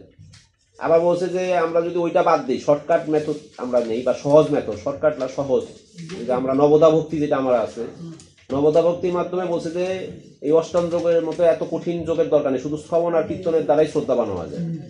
যে ব্যক্তি ভগবানের কথা শ্রবণ করেন এবং কীর্তন করেন, শ্রবণ কেন করেন? তার মধ্যে নিশ্চয়ই কিছু শ্রদ্ধা আছে। শ্রদ্ধা না থাকলে তো শ্রবণ করে না। হ্যাঁ, কোনো ব্যক্তিকে জোর করে শ্রবণ করানো হয়, কিন্তু তার শ্রদ্ধা নাই, আসলে সে শ্রবণ করছে না, জবরদস্তি সে তার জড় শরীরটা নিয়ে আমার সামনে দাঁড়িয়ে আছে বা আমার সামনে বসে আছে, জোর করে শোনানো। আর যে নাকি স্বইচ্ছায় শোনে, স্বেচ্ছায় যে শোনে বা কোনো সময় কীর্তন করে, তার মধ্যে বলছে যে এই অষ্টাঙ্গ যোগের মধ্যে এত কঠিন যোগ সাধন করার তো কোনো প্রয়োজন নেই, শুধু শ্রবণ কীর্তন করলেই তার মধ্যে ভগবানের প্রতি শ্রদ্ধা তার উদ্গীত হতে পারে। বলছে যম এবং নিয়ম মানে হচ্ছে কঠোর অনুশীলন এবং সংযম অভ্যাস, এবং আসন হচ্ছে উপবেশনের মুদ্রা। এগুলি ভগবতীর শ্রদ্ধা স্তরে উন্নীত হতে সাহায্য করে। এত কঠিন কিছু করে শ্রদ্ধা স্তরে যেতে পারে। তবে আদৌ শ্রদ্ধা তত ভক্ত সঙ্গ এগুলি তো পরের ব্যাপার আছে, ক্রমিক নম্বর আরো ক্রমিক যে উন্নতি সেটা আরো পরে। শ্রদ্ধা আনতে এত কঠোর পরিশ্রমের আমার কোনো প্রয়োজন নেই, শিল প্রভুপাদ এখানে তাৎপর্যে বলছেন। কিন্তু ভক্তিযোগের 9টি অঙ্গের মধ্যে প্রথম এবং সবচেয়ে গুরুত্বপূর্ণ হচ্ছে ভগবানের কথা শ্রবণ এবং কীর্তন করা। এর মাধ্যমে শ্রদ্ধা উদ্দীত হয়, শ্রবণ কীর্তনের মাধ্যমে। সেই কথাও এখানে উল্লেখ করা হয়েছে। যোগের বিধিনিষেধগুলো অনুসরণ করার দ্বারা শ্রদ্ধা স্তরে উন্নীত হওয়া যায়, এবং সেই লক্ষ্যেই আবারও সাধিত হয় কেবল ভগবানের দিব্য লীলা বিলাসের কথা শ্রবণ এবং কীর্তন করার দ্বারা। মানে কেবল শব্দটা বলা অর্থ হলো শুধু কেবল খালি শুনলে এবং কীর্তন করলেই শ্রদ্ধা পাওয়া যায়। আবার কেউ আছে যোগীরা সেই সমস্ত যোগ করে সিদ্ধি লাভ করে, তার মধ্যে তখন শ্রদ্ধা আসে ভগবানের প্রতি।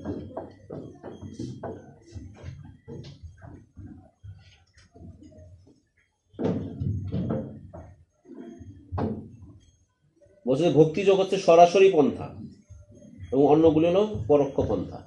এই যে অষ্টাঙ্গ যোগ যেগুলি আছে এগুলি পরোক্ষ পন্থা, ভক্তিযোগটা হলো সরাসরি পন্থা।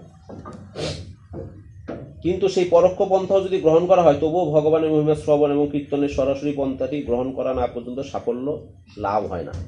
হ্যাঁ, ওই পরোক্ষ পন্থা আসলেও আবার প্রত্যক্ষ পন্থায় তাকে যেতে হয়, ভক্তির পথে তাকে আসতেই হয়।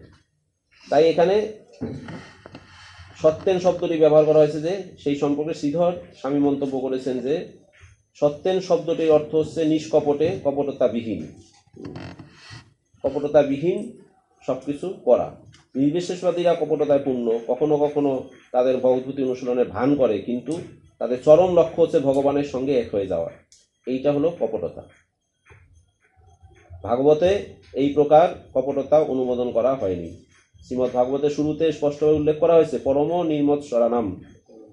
এই শ্রীমদ্ ভাগবতী তাদের জন্য যারা সম্পূর্ণরূপে মাৎসর্য থেকে মুক্ত হয়েছে, সম্পূর্ণ হিংসা রহিত, এটাই হলো তাদের জন্য ভাগবতম।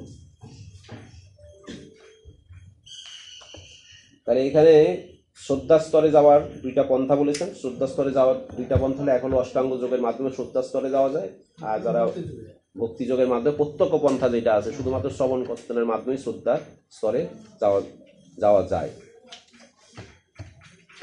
শ্লোক ৭। সর্বভূত সমত্বেন নিবৈরেণ অপসঙ্গত ব্রহ্মচর্যেন মৌনেন সধর্মেণ বলীয়সা। অনুবাদ: ভগবত ভক্তি সম্পাদন করতে হলে সমস্ত জীবের প্রতি সমভাবাপন্ন হতে হয়। কারো প্রতি বৈরীভাব পোষণ করতে নেই, কারো সঙ্গে আবার ঘনিষ্ঠ সম্পর্ক রাখতে নেই। ব্রহ্মচর্য পালন করতে হয়, মৌনব্রত অবলম্বন করতে হয় এবং পরমেশ্বর ভগবানকে সমস্ত কর্মের ফল নিবেদন করে সধর্ম অনুষ্ঠান করতে হয়। সধর্ম অনুষ্ঠান করতে হবে। এখানে কয়েকটা পন্থাই দেওয়া হয়েছে। আমরা এর আগেও জানি যে শুদ্ধ ভক্তের যে এই যে 26টা গুণ রয়েছে, ভগবতের 26টা গুণ, এগুলির মধ্যে সেই প্রমিনেন্ট গুণ হলো এগুলি। এক হলো সমভাবাপন্ন, সবাইকে সমান স্তরে দেখা। হ্যাঁ, সেখানে পশু মানুষের মধ্যে উনি পার্থক্য দেখেন না। তারপরে কি, তাকে ব্রহ্মচর্য পালন করতে হয়, বৈরী ভাব তার মধ্যে কোনো কিছু থাকে না। মৌনব্রত পালন করতে হয়। মৌনব্রত পালন করতে আমরা কি বুঝি, যে কৃষ্ণবিহীন কথা এড়িয়ে যাওয়া। মৌনব্রত মানেই না চুপ করে থাকা, যে আমি আর কথাই বলবো না। আমি শুনেছিলাম যে আমরা অনেকেই সে নাম শুনেছি, ওই যে সুভাষ দত্তের কথা শুনেছি, পরিচালক সুভাষ দত্ত ছিল, বাংলা ছবির পরিচালক সুভাষ দত্ত ছিলেন না, অনেকে নাম শুনেছেন সুভাষ দত্ত। উনি রামকৃষ্ণ মিশনের ভক্ত। আমরাও তখন রামকৃষ্ণ মিশনের ভক্ত ছিলাম। রামকৃষ্ণ মিশন থেকে তো আমরা প্রথমে দীক্ষা নিয়েছি। আমাদের পরিবারের সবাই রামকৃষ্ণ মিশনে দীক্ষিত আগে। সেখানে যেতাম, ওনার সাথে দেখা হতো, এই সুভাষ দত্তের সাথে দেখা হতো। বর্তমান যে মহারাজ আছে তার আগের মহারাজ থেকে আমরা দীক্ষা নিয়েছিলাম, অক্ষরানন্দ স্বামী মহারাজ। তখন সুভাষ দত্তকে দেখতাম, সুভাষ দত্ত একটা এই যে যোগ সাধন করতো। এই যোগ সাধন করতো কি, সে প্রতিদিন সকালে মন্দিরে আসতো, 12টা পর্যন্ত কারোর সাথে কথা বলতো না। এটা তার ফ্যামিলি থেকে শুরু করে সবার প্রতি তার নির্দেশনা ছিল। মৌনব্রত সংযম, মানে মৌনব্রত পালন করতো এইটা। তখন তার আমরা গীতা ভাগবত পড়তাম না, যে প্রকৃত মৌনব্রত কি সেটা আমরা জানতাম না। এটা এখন উপলব্ধি করতে পারছি যে তার তো অত কঠোর সাধনা করার কোনো দরকার নেই। মন্দিরেও আসতো, মন্দিরেও আকার ইঙ্গিতে, মানে কেউ কারোর সাথে কোনো মহারাজ তার সাথে কথা বলতো না, কিন্তু সে মন্দিরে আসতো, ওই বসে বসে মন্দিরে কি ধ্যান করতো, নিজে নিজে গ্রন্থ পড়তো, স্বামী বিবেকানন্দের এইসব পড়তো। আমরা দেখতাম প্রথম আমরা মানে সামনে অনেক সময় গিয়েছি, তারপর আবার ওখানকার মহারাজাই না করেছেন যে না উনি এটা ব্রত করেন, আর সামনে চলাফেরা করার দরকার নেই, এরকম দেখেছি। তো এইটা হলো একটা যোগীর ধারণা। তারা মনে করে যে কথা কম, মানে এই মৌনব্রত পালন করা তাদের একটা উদ্দেশ্য, আয়ু বৃদ্ধি করা।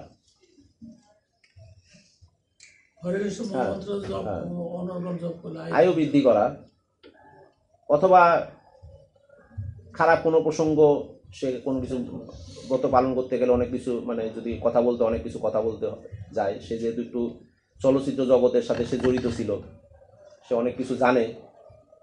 সেখানে নোংরামি বলেন, যাই বলেন, অবশ্য তাদের সময় অতটা ওইরকম ছিল না, অনেকটাই পরিচ্ছন্ন ছিল তাদের যে মানে জমানা ছিল ওই সময়। তথাপি উনি এই ব্রতটা পালন করতেন। কিন্তু এখন আমরা শাস্ত্র অনুসারে বলছি যে ভগবান বলছেন যে মৌনব্রত মানে কি, মৌনব্রত মানে হলো কৃষ্ণহীন কথা না বলা।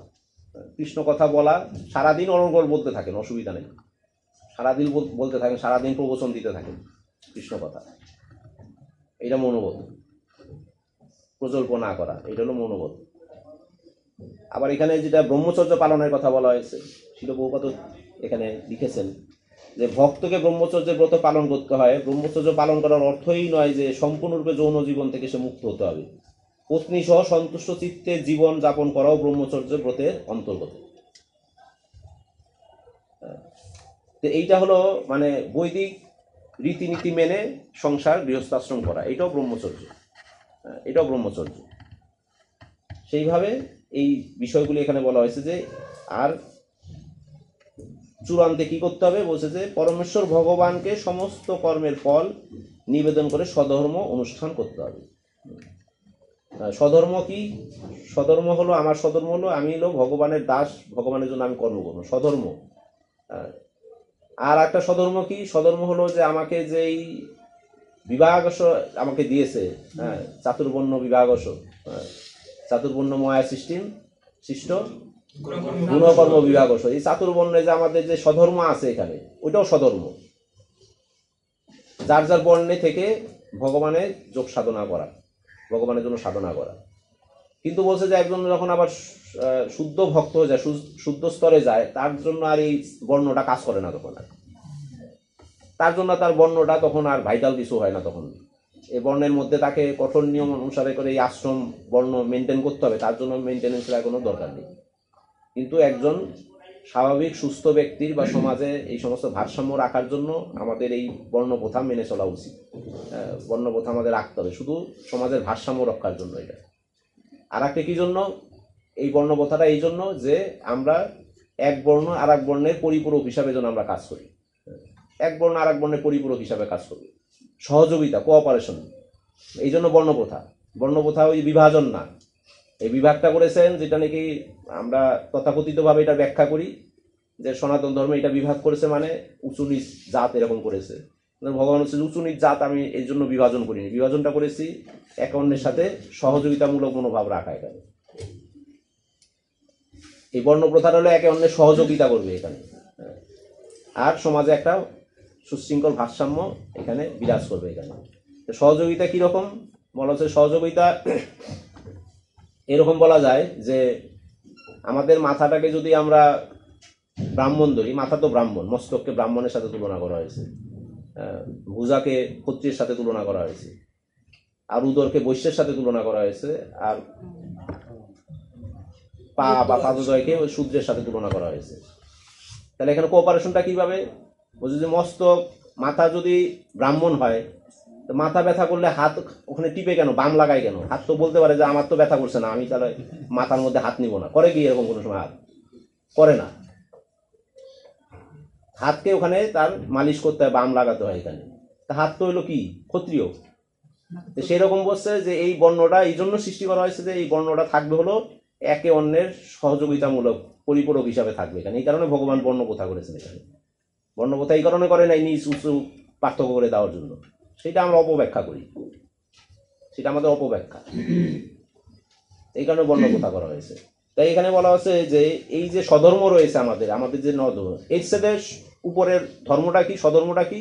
ভগবানের দাস, মানে এই বর্ণের থেকে আরো উচ্চে গিয়ে ওই স্বধর্মের কথা এখানে মেনটেন বোঝাচ্ছে এখানে। আমাদের স্বধর্মটা কি? আমাদের ধর্মটা হলো ভগবানের সেবা করা, ভগবানের দাস রূপে আমাকে বিবেচিত করা। তখন আর আমি বৈশ্য না, শূদ্র না, ক্ষত্রিয় না, ব্রাহ্মণও না, কিছু না। মহাপ্রভু এটা বলছে যে আমি কোনো কিছুই না, না আমি শূদ্র, না আমি বৈশ্য, না আমি ব্রাহ্মণ, আমি কি শুধু গোপী পদকমলের দাস আনু দাস আনু দাস আনু, আমি শুধু গোপীদের দাস আনু। সেটা হলো প্রকৃত স্বধর্ম, ওইটাই আমাদের হওয়া উচিত। কিন্তু ওইটা না পারলেও শিল প্রভুপাদের যে মিশন বলছে যে অ্যাটলিস্ট আমরা যেন এই স্বধর্মে থাকি, ভগবান যেভাবে বিভাজনটা করেছেন সেইটা যেন আমরা মেনটেন করি, তাহলে সমাজে সুখ, স্বাচ্ছন্দ্য, ভারসাম্য সবকিছু বজায় থাকবে। আর অপরপৃষ্ঠ ওই যে পরধর্ম ভয়াবহ, যদি আমরা স্বধর্ম আচরণ না করে যে অন্যের ধর্মটা আচরণ করতে যাই, তাহলে এটা আমাদের জীবনের জন্য ভয়াবহ হবে, সেটা আমাদের জীবনের জন্য ভয়াবহ। আপনি ব্রাহ্মণ না, ব্রাহ্মণের ভূমিকা পালন করতে চাইবেন, তাহলে তো হবে না। আপনি ক্ষত্রিয় না, আপনি ক্ষত্রিয়ের ভূমিকা পালন করতে চাইবেন, হবে না। যার যার স্থিতিতে থেকে আমাকে ধর্ম আচরণ করতে হবে।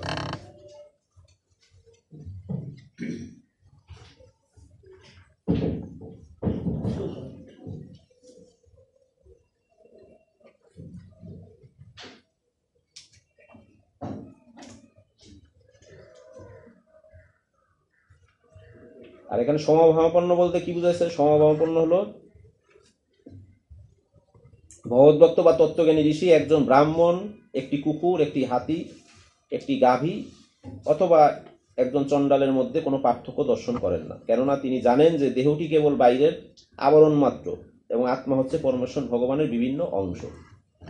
দেহটা শুধু আবরণ, ভিতরে সবাই এক, সবাই এক। এইটা আবার কিন্তু আবার যে মায়াবাদীদের ক্ষেত্রে আবার এখানে কিন্তু এইটা নিয়ে কিন্তু আবার মায়াবাদীরা ভাষ্য দেয়, সবাই এক, আমি ভগবান, তুমি ভগবান, সবাই ভগবান। সেইটা কিন্তু আবার না, সেই অর্থে বুঝাচ্ছে না কিন্তু এটা। সেই অর্থে করলে সেটা আবার মায়াবাদী ভাষ্য হয়ে যাবে। আবার যে সমভাবাপন্ন মানে তাহলে তো বলছে এখানে সমভাবাপন্ন, সবাই ভগবান সবার মধ্যে আছে, কিন্তু এখানে সমভাবাপন্ন বলা হচ্ছে যে অন্যের মধ্যে ভগবানকে খুঁজে নেওয়া, অন্যের মধ্যে আর একটা জীবের মধ্যে ভগবান আছেন সেটাকে অনুভূত হওয়া, অনুভূত হয়ে তার ক্ষেত্রে সেইভাবে আমাকে অ্যাক্ট করতে হবে, কার্য করতে হবে, সম্মান করতে হবে, সম্মান করতে হবে সেইভাবে। আর সেটা যদি না হয় তাহলে তখন ওই যে কুকুরকে আমি রাস্তায় যেতে যেতে কুকুরকে লাথি মারবো, হ্যাঁ মারে। আবার এরকম আমি শুনেছি এরকম যে একজনের ক্ষেত্রে আমি শুনেছিলাম যে রাস্তায় একটা কুকুর বসে থাকতো, প্রতিদিনই যাওয়ার সময় সে একটা লাথি মারতো। এখানে রাস্তায় কুকুর থাকতো, প্রতিদিনই তার একটা অভ্যাস হয়ে গেছিল, ওই যাওয়ার সময় যাচ্ছে পিছন দিয়ে একটা লাথি মেরে চলে গেছে। এরকম 10 দিন দিতে দিতে একদিন তো কুকুর কামড় দিয়ে দিয়েছে। যেই যে মানুষের মনোবৃত্তি যে কুকুরকেও তুচ্ছ তাচ্ছিল্য করা, অন্যান্য জীবকে, ছোট জীবকে তুচ্ছ তাচ্ছিল্য করা, এইটা যখন নাকি একজন শুদ্ধ স্তরে যায়, চেতনা শুদ্ধ হয়, তখন সে সবাইকে সমভাবাপন্ন মনে করে যে না, তাকে লাথি দেওয়া মানে ভগবানকে লাথি দেওয়া। আমি এই জন্য তাকে, আমি তাকে খাবার না দিই, কিছু না দিই, তার প্রতি আমি সেইভাবে আমি নির্বিঘ্নে চলে যাবো এখানে। সেই ক্ষুদ্র প্রাণী বলে বা বিশ্রী প্রাণী বলে তাকে আমি অবজ্ঞা করলাম না। এটা বলছে যে সমস্ত জীবের প্রতি সমভাবাপন্ন হতে হয়, কারো প্রতি বৈরী পোষণ করতে নাই, বৈরী ভাব পোষণ কারো প্রতি করতে নাই। যে যারা কৃষ্ণ সেবা করে, গোপাল সেবা করে, তারা ঘরে বিড়াল পুষে, এটা কি ঠিক? কোনো পশু পালনের কথাই তো শিল প্রভুপাদ না করে দিয়েছে, তাদের স্থানে তাদেরকে রাখতে হবে। এটা ওইটা হলেই তো পুরো ঘরই অপবিত্র হয়ে যায়। কুকুরকে বলা হচ্ছে অস্পৃশ্য প্রাণী, সে কোনো সময় মূল ঘরে বা বেডরুমে তাকে আনাই উচিত না কোনো সময়, অস্পৃশ্য প্রাণী। আবার অস্পৃশ্য প্রাণী দেখে তাকে নেগলেক্ট করতে বলা হয়নি, বলছে তার স্থান যেখানে সেখানে রাখতে বলা হয়েছে তাকে। আর ভক্তদের ক্ষেত্রে যেগুলি লালন পালন, কোনো জীব, কোনো পশু পাখি লালন পালনই নিষেধ।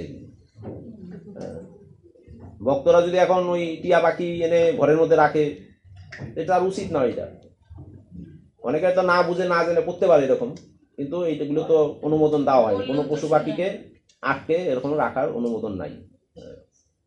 কিন্তু প্রকৃতপক্ষে যারা নাকি বিশেষ করে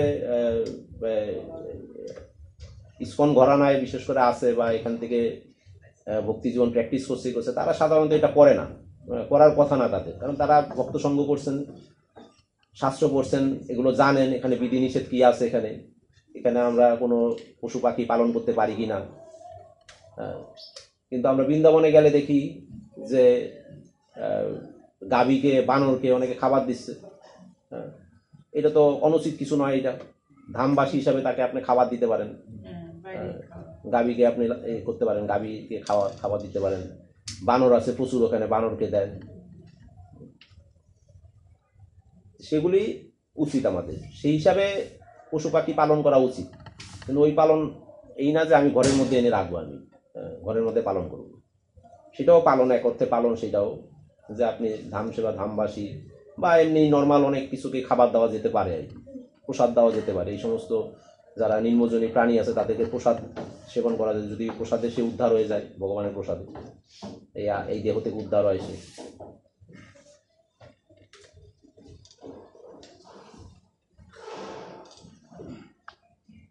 শ্লোক 8 যদৃচ্ছয়া উপলব্ধেন সন্তুষ্ট মিত ভূকমুনি বিবিক্ত শরণ শান্ত মৈত্র করুণ আত্মবান। ভক্তের উচিত অনায়াসে যা উপার্জন করা যায় তা নিয়ে সন্তুষ্ট থাকা। তার প্রয়োজনের অতিরিক্ত আহার করা উচিত নয়। তার নির্জন স্থানে বাস করা উচিত এবং সর্বদাই চিন্তাশীল, শান্ত, মৈত্রীপূর্ণ, দয়ালু এবং আত্মতত্ত্বজ্ঞ হওয়া উচিত।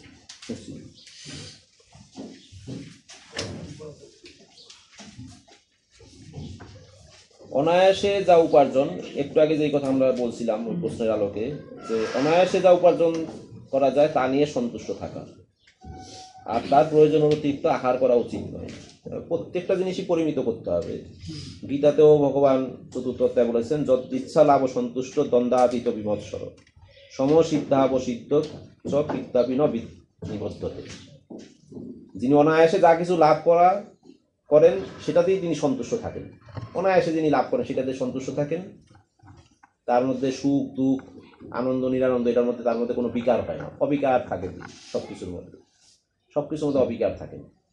সেই ব্যক্তিকে কি বলা হয়েছে? সেই ব্যক্তি এই বন্ধন থেকে মুক্ত হতে পারেন, যিনি নাকি যদিচ্ছা লাভ সন্তুষ্ট, যা কিছু অনায়াসে আসছে অযাচিতভাবে আসছে সেটা নিয়ে আমি সন্তুষ্ট। এখানেও শিল প্রভুপাদ বলছেন যে এত গরিব এত ধনী লোক আছে, বলছে যদি চেষ্টা করি যদি সবাই ধনী হতে পারতো তাহলে সকলেই ধনী হতো। যে একজন আমি ধনী লোক দেখছি যে আমি চেষ্টা করে কঠোর পরিশ্রম করে তার মতো ধনী হব, তাইলে সমাজে অধিকাংশ মানুষ ধনী হয়ে যাইত, শিল প্রভুপাদ বলছেন। তার মানে এইগুলিও সমস্ত কিছু যে তার পূর্বকর্মের ফল, পূর্বকর্মের স্বীকৃতি হিসাবে সে পাচ্ছে, এইটাকে আমাকে মনে করতে হবে যে না, উনি আমার সাথে অনেক ধনী বা অনেক ধনী ব্যক্তিত্ব সমাজে, শিল্পপতি সমাজপতি অনেকে, হ্যাঁ, তার একটা পূর্বজন্মের স্বীকৃতি পূর্ণ ফল তার রয়েছে, এই কারণে সে ওই রকম হয়েছে। হ্যাঁ, আমি তো তার পেছনে ওই যে ঈদ উদ্যোগ দিলে হবে না ওখানে। কিন্তু আমাদের পরিশ্রমটা কি করতে হবে বলছে যে এই জন্য আবার আমাকে অলসতা করলেও হবে না, যে আমার যা কিছু আমি তো সাথে শুধু বসিয়ে থাকবো ঘরের মধ্যে, সব কিছু অটোমেটিক্যালি আসতে থাকে, সেটাও না বলছি। যতটুকু শরীর নির্বাহের জন্য আমার প্রয়োজন সেইটুকের প্রচেষ্টা আমাদের করতে, প্রয়াস সেইটুকের করতে হবে। শুধুমাত্র শরীর নির্বাহের জন্য যতটুকু প্রয়োজন, অতিরিক্ত প্রয়াস নয়। বলছে যে অতিরিক্ত প্রয়াস করলে তাহলে সবাই সমভাবন, সবাই একই রকম হতে পারে। আর একজন কঠোর পরিশ্রম করে সে 2 ঘন্টা কাজ করে বা 5 ঘন্টা কাজ করে, আমি 12 ঘন্টা কাজ করবো, তাহলে আমি তার মতো ইনকাম করতে পারবো, তাহলে ওই রকমই করতো সবাই। সেটা মনে না করে যে আমার জীবনের বা আমার দেহ নির্বাহের জন্য, জীবন নির্বাহের জন্য, পরিবার পরিচালনার জন্য আমার যতটুকু প্রয়োজন আমি ততটুকু করি, বাকিটা আমি আমার সাধনার জন্য ব্যয় করি। আর তার যদি কেউ যদি বেশি অতিরিক্ত মনে হয়, অতিরিক্ত সে করতে পারে, কিন্তু ওই যে একটাই কথা হলো সাধনার জন্য কোনো ব্যাঘাত না ঘটে, ওইটাকে প্রমিনেন্ট রেখে বাকিগুলোকে আমাকে চেষ্টা করতে পারে। প্রমিনেন্ট হলো ওইটা যে আমার আগে মুখ্য উদ্দেশ্য হলো ভগবানের সেবা করা, ভগবানের পূজা করা, ভক্তি যাজন করা। তারপরে আমার যা বাকি কিছু আছে সেগুলি আমি কি নিজের ব্যয় নির্বাহের জন্য, জীবন নির্বাহের জন্য আমি করে যাব। এটাই এখানে মূল উদ্দেশ্য। যদৃচ্ছা লাভ সন্তুষ্ট, আর এখানে হচ্ছে যদৃচ্ছা উপলব্ধেন, একই কথা। যা কিছু স্বেচ্ছায় আমাকে আসে, আমার কাছে লাভ হয়, সেটাতে আমি সন্তুষ্ট থাকবো। আর কি থাকবো বলছে যে মৃত ভোগ থাকবো, প্রয়োজনের অতিরিক্ত আমি আহার করব না, প্রয়োজনের অতিরিক্ত আহার করব না। মৃত ভোগ, পরিমিত আহার করা, এটা আসলে সাধনার একটা বড় অঙ্গ। আহারের থেকে আমাদের সবকিছু হয়ে যায়। ওই যে বললাম না যে একদিন খেলাম না পরের দিন ডাবল খেলাম, ওই সংযমের কোনো লাভ হয় না, ওই সংযমে লাভ হয় না। এই জন্য অবশ্য আমাদের মাঝে মাঝে এটাও উচিত যে এই নির্জলা করা, এই করা, এগুলোকে আমাদের এই যে জড় শরীরটা আছে, এই জড় শরীরটাকে এত আরাম আয়েস না দিয়ে জড় শরীরটাকে কিছু কষ্ট উপলব্ধিও করানো উচিত। কারণ মানে ওই যে কি একটা কথা আছে না, প্রবাদ আছে না, শরীর হলো কিসের দাস, কি একটা কথা আছে,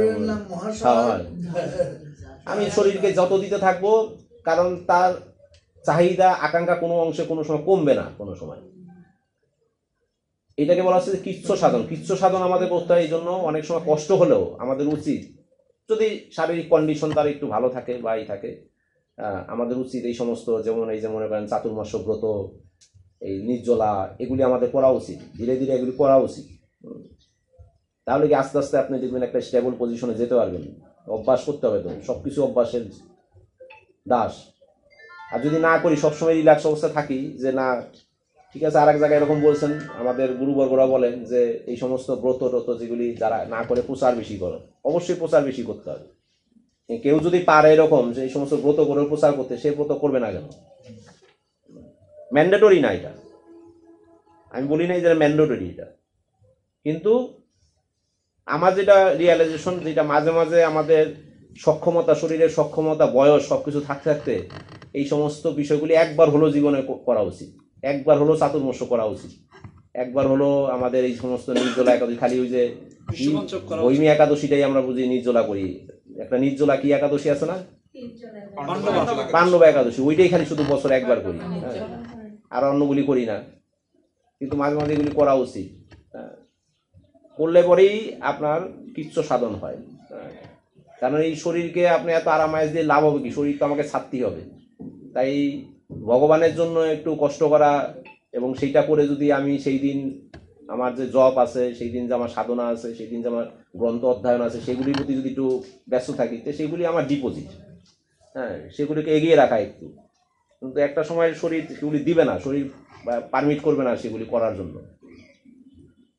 তাহলে আমি কেন আমার শরীর সমর্থ থাকতে থাকতে এগুলি একবার চেষ্টা করি না কেন? একবার করে রাখি, একবার করি। কিন্তু যে একবার করে সে অনেকবারই করে, আমি দেখেছি অনেকের ক্ষেত্রে যে প্রথমে কল্পনা করা হয় যে পারবো না, কিন্তু যদি কেউ একটু সংকল্প করে, ভগবানের কাছে প্রার্থনা করে, সংকল্প করে করা শুরু করলে সে ঠিকই করতে পারে। এটা সংকল্প। এই জন্য আমাদের প্রত্যেকটা এই সমস্ত ব্রত, উপবাস সব কিছুর আগে সংকল্পের বিধান দেওয়া হয়েছে। সংকল্প করো, আগে করার আগে সংকল্প করো। এই সংকল্পটা কি? গুরুদেবের কাছে প্রার্থনা করা, গুরুদেবের কাছ থেকে শক্তি নেওয়া। এই শক্তিটা দেন গুরুদেব। গুরুদেব সেই শক্তি সামর্থ্য তাকে প্রদান করেন। গুরুদেবের কাছে যখন উনি প্রার্থনা করেন যে আমি এটা করতে চাই, আপনি আমাকে সহায়তা করুন, গুরুদেব সেই শক্তি প্রদান করেন। যে কোনো কাজেই গুরুদেবের শরণাপন্ন সংকল্প করা, এই কাজটা আমি, কার্যটা আমি সাধন করতে চাই, গুরুদেবের কাছে প্রার্থনা করা, তাহলে এটা সম্ভব। একটা কোশ্চেন ছিল, সেটা হচ্ছে যে আপনি যেটা ইম্পর্টেন্স দেবেন, এখানে যেটা বলা আছে নিয়মিত বা মানে খাওয়া পাহাড়গুলোকে একটু করা, কন্ট্রোল করা, যাতে এটা আমার শরীরের জন্য ভালো। কিন্তু ডাক্তারও এখন সেটা বলে যে মানে মানে উপবাস করলে শরীরের জন্য ভালো। কিন্তু পুরীতে কিন্তু কমপ্লিটলি আমরা অপোজিট সিস্টেম, ওখানে বলা হয় বেশি করে তোমরা প্রসাদ ভোজন করো, এবং ওখানে পুরীতে, সো ওই ওয়ার্ল্ডটা ডিফারেন্ট কেন? ওইটা অনেক কিছুর কারণেই ডিফারেন্ট আমরা দেখি। যে ওইখানে একটা ভগবানের আলাদা, মানে কি বলবেন, এটা আলাদা রাজ্যই বলেন, যাই কিছু বলেন, ওদের জন্য, পান্ডাদের জন্য যা কিছু, যেমন ওইখানে পুরী মন্দিরে যাবেন, এক জায়গায় দেখবেন যে একাদশীকে বেঁধে রেখেছে, ওইখানে একাদশী দেবীকে বেঁধে রেখেছে, ওখানে আছে, বিগ্রহ আছে, দেখেছেন না? ওখানে পান্ডারা বসে থাকে। আপনি একাদশীর দিন যাবেন না, কারণ একাদশীর দিনে ওখানে সবাই প্রসাদ সেবন করে। একাদশীর দিন জগন্নাথের এই অন্ন প্রসাদ সবাই সেবন করে, কারণ একাদশী আসছিল, পান্ডারা বলছে তাকে বেঁধে রাখা হয়েছে এখানে, এখানে কোনো একাদশী চলে না, এই জন্য তাকে ওইখানে বন্দি করা হয়েছে ওইখানে। কিন্তু আমরা যারা গৌড়ীয় সম্প্রদায়ে রয়েছি, আমাদের যে আচার্যদের যে নির্দেশনা রয়েছে, আমরা সব কিছু ওইটাতে ফলো করতে পারি না আমরা। এখন আপনি ওইখানে গিয়ে যদি একাদশীর দিন জগন্নাথের মহাপ্রসাদ নিয়ে নেন, তাহলে এইটা আসলে অপরাধ হবে কিনা আমি জানি না, কিন্তু নিষেধাজ্ঞা আছে এরকম। হ্যাঁ, সেইটা আপনি গ্রহণ করে রেখে দিতে পারেন, পরে পাবেন। কিন্তু আমি নিব না, আমি একাদশী আছি, আমি নিব না, সেটা নেগলেক্টও করতে পারবেন না, আপনি নেগলেক্ট করতে পারবেন না। কিন্তু আপনার আবার আহার করা উচিত না। যারা গৌড়ীয় সম্প্রদায় রয়েছে, তাদের যে যারা আচার্য রয়েছে, তারা বলছেন আমরা যাব, ওইখানে মন্দিরে যাব, একাদশীর দিন আমরা ওখানে দর্শনে যেতে পারি, প্রসাদ গ্রহণ করতে পারি। প্রসাদ গ্রহণ মানে না আহার, আমি গ্রহণ করবো, প্রসাদ গ্রহণ করবো, আমি রেখে দিলাম প্রসাদ, পরে পাবো আমি। কিন্তু ওখানে নিষেধাজ্ঞা আছে, ওরা পায় বলে, কারণ ওদের সমপর্যায়ে আমরা যেতে পারবো না, ওদের ওইটা একটা আলাদা বিষয়। এটা এটা অনেক লীলাতেই জগন্নাথ দেখিয়েছেন, এটা আলাদা বিষয়। এটা তাদের যে শক্তি সামর্থ্য বা তাদের যে বিষয় রয়েছে সেটার সাথে আমরা যে ওখানে মিলতে পারি না ওইখানে। এই কারণে ওই পুরীতে প্রসাদ আহারের প্রতি বেশি আকৃষ্ট করা হয়, জগন্নাথের প্রসাদ পাওয়া যেতে পারে এখানে। কিন্তু সেখানেও আমাদের যারা রয়েছে, যারা নাকি এরকম ভজনে খুব কঠোর, তার আগে তাদের ওখানেও তারা ওই পরিমিত আহারই গ্রহণ করে। আর পরিমিত আহার গ্রহণ করা মানে এটা তো একটা মানে দৈনন্দিন ব্যাপার। এখন প্রতিদিন আপনি ওইভাবে করছেন, একদিন আপনি একটু আহার বেশি করলেন, তাতে কিছু যায় আসে না কিছু। বলা হচ্ছে যে এটা নিয়মিত ফ্যাক্টরে নিয়ে নেওয়া আসা, নিয়মিতই আমি আনকন্ট্রোল, সবসময় আমি যা পাই তাই গ্রহণ করি। আসলে অনেক ভক্ত অনেক কিছু পেতে চায় না এখন, না এইটা পাবো না, ওইটা পাবো না, এইটা নিব না, ওইটা নিব না। আবার কেউ কেউ আছে বলছে যে আমার কোনো অরুচি নাই, আমি প্রসাদে আমার অনেক রুচি, আমি যা পাই তাই প্রসাদ গ্রহণ করি আমি। কিন্তু সেইটা একবারে স্ট্যান্ডার্ড মানে সেইটা আর কি সাবলীলভাবে আপনি সারা জীবন চালাতে পারেন না এটা, তাহলে অবশ্যই সাধনে বিঘ্ন হবে। আমরা মঙ্গল আরতিতে উঠতে চাইলে রাতে হালকা প্রসাদ নেওয়াই ভালো। মঙ্গল আরতি যদি নিয়মিত করতে চাই, একটু আমরা নিজেরাই এটা বুঝি যে একটু ভারী প্রসাদ নিয়ে নিলে ওই দিন একটু কষ্ট হয়, অনিচ্ছা করে উঠতে, জোর করে উঠতে হয়, অনেক সময় উঠতেও পারি না। কিন্তু কেউ যদি ওই নিয়মিত করে, আমরা যেটা ট্র্যাডিশন দেখছি যে মায়াপুরের ব্রহ্মচারীরা বা এখানে অনেক মন্দিরের ব্রহ্মচারীরা রাতে শুধু এক গ্লাস দুধ ছাড়া কিছু খায় না, কারণ কি তার মঙ্গল আরতিতে অ্যাটেন্ড করতে হয়, মঙ্গল আরতিতে উঠতে তার সুবিধা হয়। তো সেইটা যদি আমার করতে হয়, বলছে যে এই সাধনগুলি আমাদের করতে হবে। এই জন্য মৃত ভোগ হওয়া ভালো, মৃত ভোগ হওয়া ভালো। এমনিতেই আমরা ভক্তি জীবনে প্রবেশ করলে আমরা মৃত ভোগ এক পর্যায়ে হই, কারণ ওইগুলি ত্যাগ করেছি। মানে এখানেও আমার এই প্রসাদটাকেও মৃত ভোগ হতে বলা হয়েছে, যে প্রসাদও যেন আমরা পরিমিতভাবে পাই। এখানে আমাদের স্থিতিটা একরকম না। হ্যাঁ, যখন না, না। পান্ডা বা বিষ্ণু মন্দিরের পান্ডা, ওদের স্থিতিটা আমাদের স্থিতিটা একরকম নয়। এবার এটা করবে না, আমরা কি বললেন? একটা ক্লারিফিকেশনের জন্য ওই যে যেটা বলছিলেন যে অতিরিক্ত ভাত খাটা শরীরের জন্য মানে আমাদের ভক্তি জীবনে একটা তো মানে কি বলবো, এটা তো ভালো ইয়া হবে না।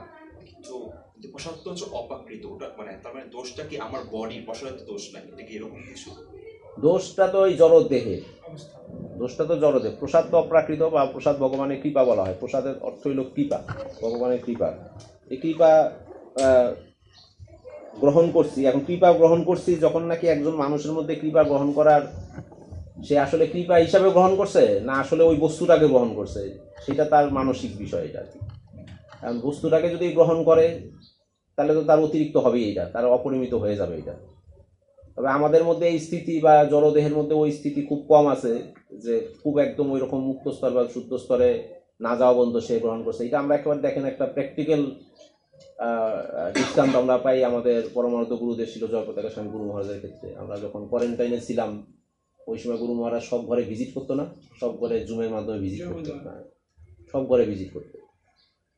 পরবর্তীতে এরকম সবাই তাকে অফার করতো, গুরু মহারাজকে প্রসাদ অফার করতো, কত রকম বিষয় অফার করতো। এটা গুরু মহারাজ এরকম ব্যক্ত করেছেন পরের দিন যে কালকে বাংলাদেশে গিয়েছিলাম, এই জন্য আমার পেট ফেপে গেছে, মানে এত প্রসাদ উনি নিয়েছেন সবার কাছ থেকে, পেট ওই দিন ওনার একটু সমস্যা হয়েছে আর কি। তাহলে এই যে অপ্রাকৃত স্তরে যারা রয়েছে, মুক্ত স্তর যারা রয়েছে, তারা কিভাবে গ্রহণ করে, তাহলে এবার বুঝতে পারেন। এখানে সবকিছু কিন্তু তারা গ্রহণ করেছেন, গুরু মহারাজ সবই গ্রহণ করেছেন। এটা সে আবার অভিব্যক্তি দিয়েছে যে ওই দিন তার পেটে একটুখানি সমস্যা হয়েছে, সকালবেলা সার্ভেন্টদের বলেছেন এই কথা। সেই রকমভাবে অপ্রাকৃত স্তর যদি হয় তাহলে তো অপরিমিত কোনো বিষয় নাই, এটা অপরিমিত বিষয় না এখানে। কিন্তু আমরা তো আর সেই স্তরে নাই, আমরা ওই বস্তু হিসাবে গ্রহণ করি, যেটা সুস্বাদু প্রসাদ সেটা সুস্বাদু হিসাবে গ্রহণ করি, যেটা তেতো হিসাবে গ্রহণ করি। হ্যাঁ, এই কারণে ওই যে অনেক আচার্যরা বলেছেন যে ওই প্রসাদের আলাদা আলাদাভাবে স্বাদ না নিয়ে একবারে মাদুগুড়ি করে একবারে কোনোটাই যাতে, মানে এগুলো হলো সাধনার জোর আর কি। সে ওইটুকুরে দেখেন কনসিডার করতেছে যে না আমি এই পনির এটা আলাদা আলাদা না করে একবারে খাবো, যাতে আমার জিহ্বার মধ্যে ওরকম টেস্ট না আসে, আমার যাতে লোভ না আসে ওইটার মধ্যে, যে না এইটা আরেকটু দাও আমাকে, সব একবারে করে দেবো ব্যাস, কোনটা সাদা আলাদাভাবে বিবেচনা করা যাবে না। কিন্তু সমস্যা এখানে একটাই, যিনি রন্ধনকারী তিনি খুব ক্ষিপ্ত হন এটাতে, তার তো আশা পূরণ হয় না, যে কোনোটার তো প্রশংসা পেলাম না যে এইটা একটু মাথা দিয়ে ভালো হয়েছে আর একবার একটু দেন, এটা তার জন্য এটা একটু দুরবস্থা, প্র্যাকটিক্যালি তার জন্য এটা একটু দুরবস্থা হয়। স্বাভাবিকভাবে তার একটা আকাঙ্ক্ষা থাকে, একটা ফিডব্যাক পাওয়ার একটা আকাঙ্ক্ষা থাকে। জ্ঞানের, কিন্তু এগুলি আসলে উন্নত ভক্তদের সাধনা। এগুলি আমরা দেখেছি অনেককে, শুনি এরকম, তারা এরকমভাবে অভ্যাস করে। কোনোটার প্রতি যেন তার ওইভাবে আসক্তি না আসে তার। প্রভু, আপনি যেটা বললেন গরু মাংস আসলে খায় না নিজে, বাট তার শরীরে আবার একটা ইফেক্ট আছে, তাহলে আসলে সেটা হলোটাকে মানে কি উনি খায় নাই বলতে হলো জড় শরীরে আমরা দেখতেছি খায়নি, কিন্তু উনি কিন্তু গ্রহণ করেছে। যেমন আমরা ভগবানের ক্ষেত্রে ভগবান কিভাবে গ্রহণ করে, চোখের মাধ্যমে গ্রহণ করে, কিন্তু ভগবান তো গ্রহণ করছেন। ভক্তিটা দেখ। হ্যাঁ, ভগবান গ্রহণ করছেন এটা। হ্যাঁ, বলা হচ্ছে শুধুমাত্র এই কলিযুগের আমাদের এই দুর্ভাগা জীবদের জন্য এই ব্যবস্থা ভগবান করেছেন। দাপর যুগ পর্যন্ত ভগবান ডাইরেক্ট এসে খেত, নিবেদন করলে সশরীরে এসে খেত, দাপর যুগ পর্যন্ত। এই কলিযুগে আইসাই এই দুরবস্থা দেখে, অভাব অনটন দেখে, যে আমি যদি সবই খেয়ে ফেলি তাহলে আর ওদের থাকবে কি, এই জন্য চক্ষু দিয়ে সেটা গ্রহণ করে অ্যাজ ইট ইজ যা আছে সব রেখে দেন, কৃপা হিসাবে সব রেখে দেন। গ্রহণ তো উনি করেন, গ্রহণ তো উনি করেন। যেহেতু শুদ্ধ ভক্তের মাধ্যমে আপনি নিবেদন করছেন, গুরুদেবের মাধ্যমে আপনি নিবেদন করছেন, অবশ্যই উনি গ্রহণ করেন।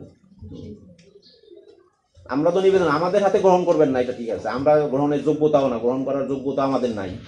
যেহেতু শুদ্ধ ভক্ত এখানে গ্রহণ করাচ্ছেন, তাকে নিবেদন করছেন, অবশ্যই ভগবান এটা গ্রহণ করেন। তো শুদ্ধ ভক্ত যারা রয়েছেন তাদেরও সেই সক্ষমতা রয়েছে, তারাও সেটা গ্রহণ করতে পারে ওইভাবে। হ্যাঁ, দূরের থেকে তারা গ্রহণ করতে পারে এটা, নাহলে ওনার এই অভিব্যক্তি আসছে কিভাবে যদি গ্রহণ নাই করেন।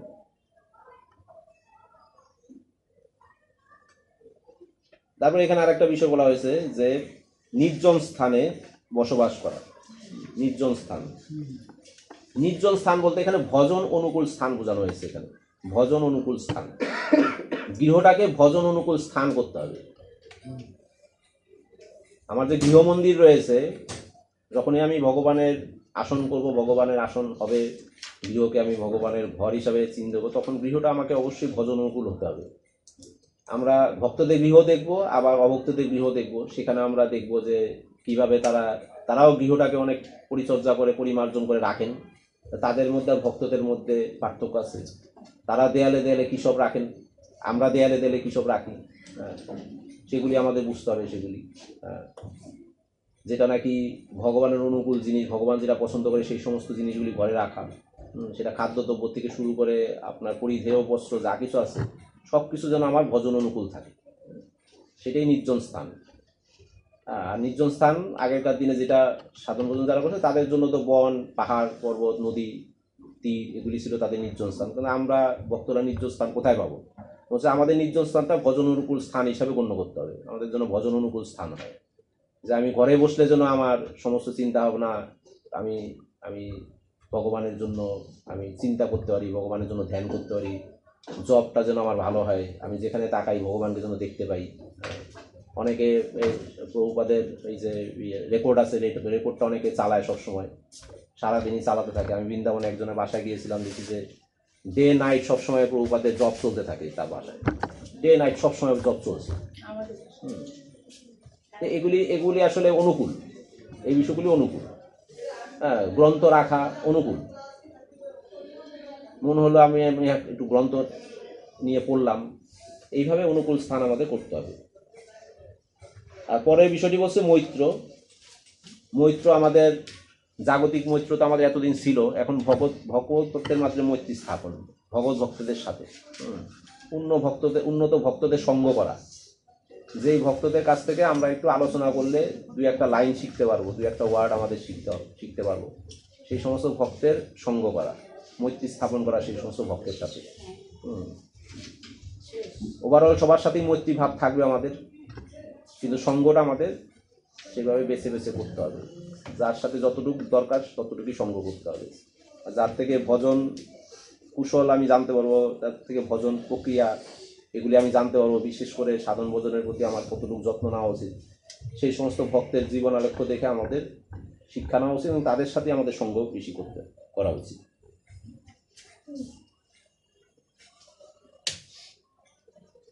আর যাদের সাথে ওরকম নয় তাদের সাথে বলছে যে ওনাদের পারমার্থিক কল্যাণের জন্য আমাদের ওইটুক মৈত্রী দেওয়া উচিত। শুধুমাত্র ভক্তদের সাথেই সঙ্গ করব তা নয়, ভক্তদের সাথে নিজের ভজনকে উন্নত করার জন্য সঙ্গ করব। আবার যারা ভজনে উন্নয়নশীল না, ভজনে উন্নত না, তাদের সঙ্গ অনেক সময় দেব, তাদেরকে আগ্রহী করে তোলার জন্য, তাদেরকেও সঙ্গ দিতে হবে।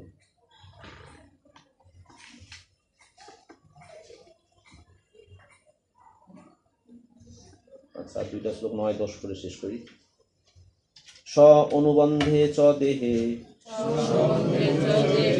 অস্মিন অপূর্বন অসৎ আগ্রহম জ্ঞানেন দৃষ্টতত্ত্বেন প্রকৃতে পুরুষস্য চ। মানুষের কর্তব্য হচ্ছে চেতন এবং জড়ের জ্ঞানের দ্বারা দর্শন শক্তি বৃদ্ধি করা। অর্থ জড় দেহটিকে স্বরূপ বলে মনে করা উচিত এবং তারপর দেহের সম্পর্কের প্রতি হওয়া উচিত। দেহের সম্পর্কের প্রতি, দেহ থেকে দেহের জন্ম হয়, এটা আমরা জানি, দেহ থেকে দেহের জন্ম হয়। এই জন্য আমরা যদিও আত্মীয় বলে থাকি, আসলে আত্মার সাথে আত্মার সম্পর্ক সেটাকে আত্মীয় বলা হয়, দেহের সাথে দেহের সম্পর্ক সেটা আত্মীয় না। সেগুলোকে আমাদের বলা হচ্ছে যে অনুরক্ত হওয়া উচিত নয়, দেহের সম্পর্কের প্রতি অনুরক্ত হওয়া উচিত নয়, সেটার প্রতি বিরক্ত হওয়া উচিত। বিরক্ত মানে হলো ওই স্ত্রী পুত্র কন্যাকে বা স্বামী পুত্র কন্যাকে বের করে দেওয়া না, তোমার সাথে সম্পর্ক নাই, চলে যাও, এরকম না। সেইটার প্রতি অনুরক্ত না হওয়া, বিরক্ত হওয়া, শুধুমাত্র কর্তব্য পালন করা, এটাই হলো দেহের সম্পর্কের প্রতি অনুরক্ত না হওয়া। স্বরূপ বলে মনে করা উচিত নয়, দেহটিকে স্বরূপ বলে মনে করা উচিত নয়।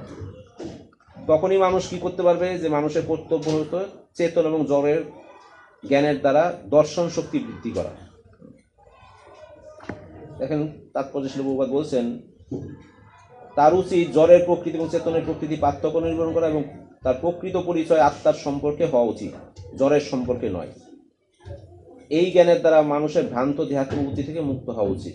যখন নাকি দেহ থেকে দেহর চিন্তা করবো, তখন এটা জড়ের চিন্তা করা, দেহটা জড়, আমরা জানি দেহটা জড়, কিন্তু আত্মার সাথে যখন সম্পর্ক হবে তখন এটা আত্মীয়, এবং তখন সেটা হলো তখন সেটা চেতন শক্তি হবে, জড় এবং চেতন প্রকৃতির পার্থক্য নির্মাণ করা। তখন হলো চেতনের সাথে আমার সম্পর্ক, আত্মার সাথে আত্মার সম্পর্ক, ভগবানের সেবক সেবিকা হিসাবে ঘরে বিদ্যমান থাকা, দেহের সম্পর্কে নয়। দেহের সম্পর্কে যতটা আপনি অনুরক্ত থাকতে পারবেন ততটা ভজন কুশল সব কিছু ভালো হবে। আর না হলে ওইটা নিয়ে সবসময় চিন্তা করতে হবে, দেহ নিয়ে চিন্তা করতে হবে, দেহের কী প্রয়োজন আছে সেইটা নিয়েই ব্যস্ত থাকতে হবে, ওইটাই মিট আপ করতে আমাদের সারা দিন চলে যাবে। 10 নম্বর, নিবৃত্ত বুদ্ধি অবস্থান দূরীভূত অন্য দর্শন উপলব্ধ আত্মনাম চক্ষুষা ইব অর্কম আত্মদৃক। জড়চেতনার ঊর্ধ্বে চিন্ময় স্তরে অধিষ্ঠিত হওয়া উচিত এবং জীবনের অন্য সমস্ত ধারণা থেকে মুক্ত থাকা উচিত। এইভাবে অহংকার থেকে মুক্ত হয়ে আকাশে যেমন সূর্যকে দর্শন করা যায়, ঠিক সেইভাবে আত্মাকে দর্শন করা উচিত। আকাশে যেভাবে সূর্যকে দর্শন করা যায় সেইভাবে আত্মাকে দর্শন করা উচিত। বলছে কৃষ্ণ ভাবনাময় হতে হলে চেতনার এই 3টি স্তরই অতিক্রম করতে হয়। কি কি স্তর? বলছে যে এক হলো আমরা যখন জাগ্রত থাকি তখন চেতনা এবং বিশেষভাবে কার্য করে, আমরা যখন ঘুমিয়ে থাকি তখন আরেকভাবে কার্য করে, আর আমরা যখন গভীর নিদ্রা নিতে থাকি তখন চেতনা আরেকভাবে কার্য করে। এই 3টি চেতনাকে স্তরই অতিক্রম করতে হয় কৃষ্ণ ভাবনাময় হতে গেলে। যে ঘুমিয়ে থাকলে যে অবস্থা হয়, আমরা জাগ্রত থাকলে যে অবস্থা হয়, আর গভীর নিদ্রা থাকলে যে অবস্থা হয়, এই 3টা অবস্থায় আমরা চেতনাকে উপলব্ধি করি যে আর যে নাকি কৃষ্ণ ভাবনাময় 3টি এই স্তরই অতিক্রম করতে পারে। এবং কিভাবে অতিক্রম করতে পারে সেটা চৈতন্য চরিতামৃতে বলা হয়েছে যে ভক্ত স্থাবর এবং জঙ্গম বিভিন্ন বস্তু দর্শন করতে পারেন, কিন্তু সব কিছুতেই তিনি শ্রীকৃষ্ণের শক্তিকে ক্রিয়া করতে দেখেন। স্থাবর জঙ্গম দেখে না তার মূর্তি, সর্বত্র প্রকাশ হয় তার ইষ্টদেবের স্ফূর্তি। এটা চৈতন্য চৈতন্যতে বলা হচ্ছে যে উনি যেখানে তাকান সেখানেই কৃষ্ণকে উপলব্ধি করতে পারেন। এইবার উনি ঘুমিয়ে থাকুক, গভীর নিদ্রায় থাকুক, আর কি বলছে আর একটা যে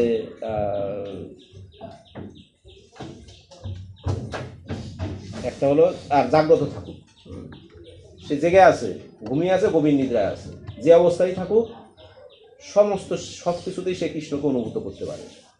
চৈতন্য চৈতন্যের রেফারেন্স যেটা বলা হয়েছে যে এটা হলো চৈতন্য মধ্যলীলায় বলা হচ্ছে যে স্থাবর জঙ্গম দেখে না তার মূর্তি, সর্বত্র প্রকাশ হয় তার ইষ্ট। যেখানে তাকাক সে বৃক্ষের মধ্যে সে কৃষ্ণকে দেখে, সে একটা প্রাণী দেখছে তার মধ্যে সে ভগবানকে দর্শন করতে পারে, মানুষের মধ্যে সে ভগবানকে দর্শন করতে পারে, সব কিছুতে সে ভগবান দর্শন হয়। এই জন্য বলছে যে এইটা হলো শুদ্ধ বা প্রকৃত কৃষ্ণ ভাবনাময়। সবসময় কৃষ্ণ চিন্তায় উনি থাকেন, বা যাই তার কাছে উপস্থাপন করেন না কেন সবকিছু। এটা তো আমরা জগন্নাথ লীলাতে আমরা দেখেছি, শাক দিয়ে যখন তাকে দিয়েছিল সে তো তখন সেটা খেতে পারে না সে, কারণ সে জগন্নাথকে দেখছে ওখানে। এই যে আমরা অন্নকূটের সময় যে সবকিছু সাজাই এরকম, এখন কেউ যদি মনে করে যে ওই যে এখানে গিরিরাজের চোখ দেওয়া হয়েছে, ঠোঁট দেওয়া হয়েছে, দেওয়া হয়েছে, তার যদি কৃষ্ণ ভাবনা সে তো ওই প্রসাদই খেতে পারবে না সে। আমি গিরিরাজের চোখটা খাবো নাকি, যে ভক্ত আমাকে সেই চোখের থেকে ভেঙে এনে আমাকে অন্ন দিচ্ছে। হ্যাঁ, ওই জগন্নাথ লীলায় দেখেছি তার জগন্নাথের শুদ্ধ ভক্ত, সে কোনোভাবেই সে প্রসাদ সেবন করতে পারছে না সে, কারণ সে খেতে গেলেই সে দেখতেছে জগন্নাথ। এইটাকে বলা হচ্ছে যে শুদ্ধ কৃষ্ণ ভাবনাময় স্তর, সব কিছুতে সে ভগবানকে দেখে, সব কিছুতে। আজকে আমরা এই পর্যন্ত রাখি, 10 পর্যন্ত গেল। হরে কৃষ্ণ কৃষ্ণ কৃষ্ণ হরে হরে, হরে রাম রাম রাম হরে। জয় শিল প্রভুপাদ কি, জয় বন্তরা শ্রীমদ ভাগবতম কি, সমবেত গৌর ভক্তবৃন্দ কি, জয় গৌর সীতানাথ।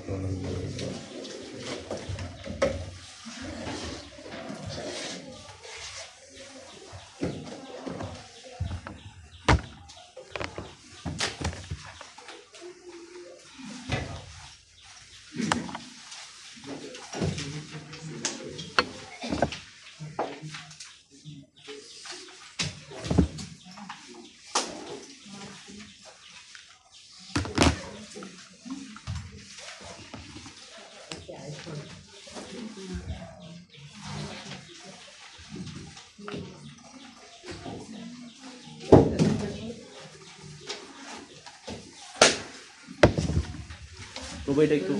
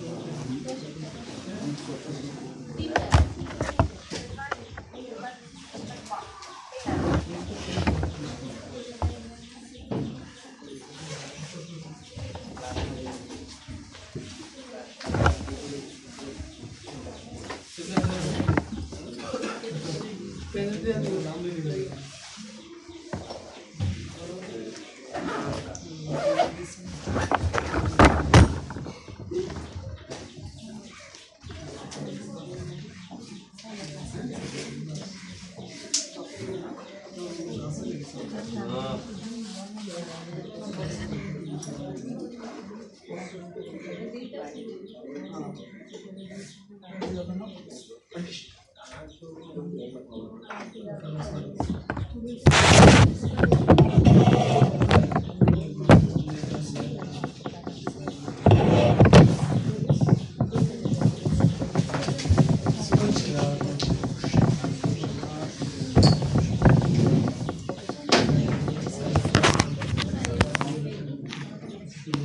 you.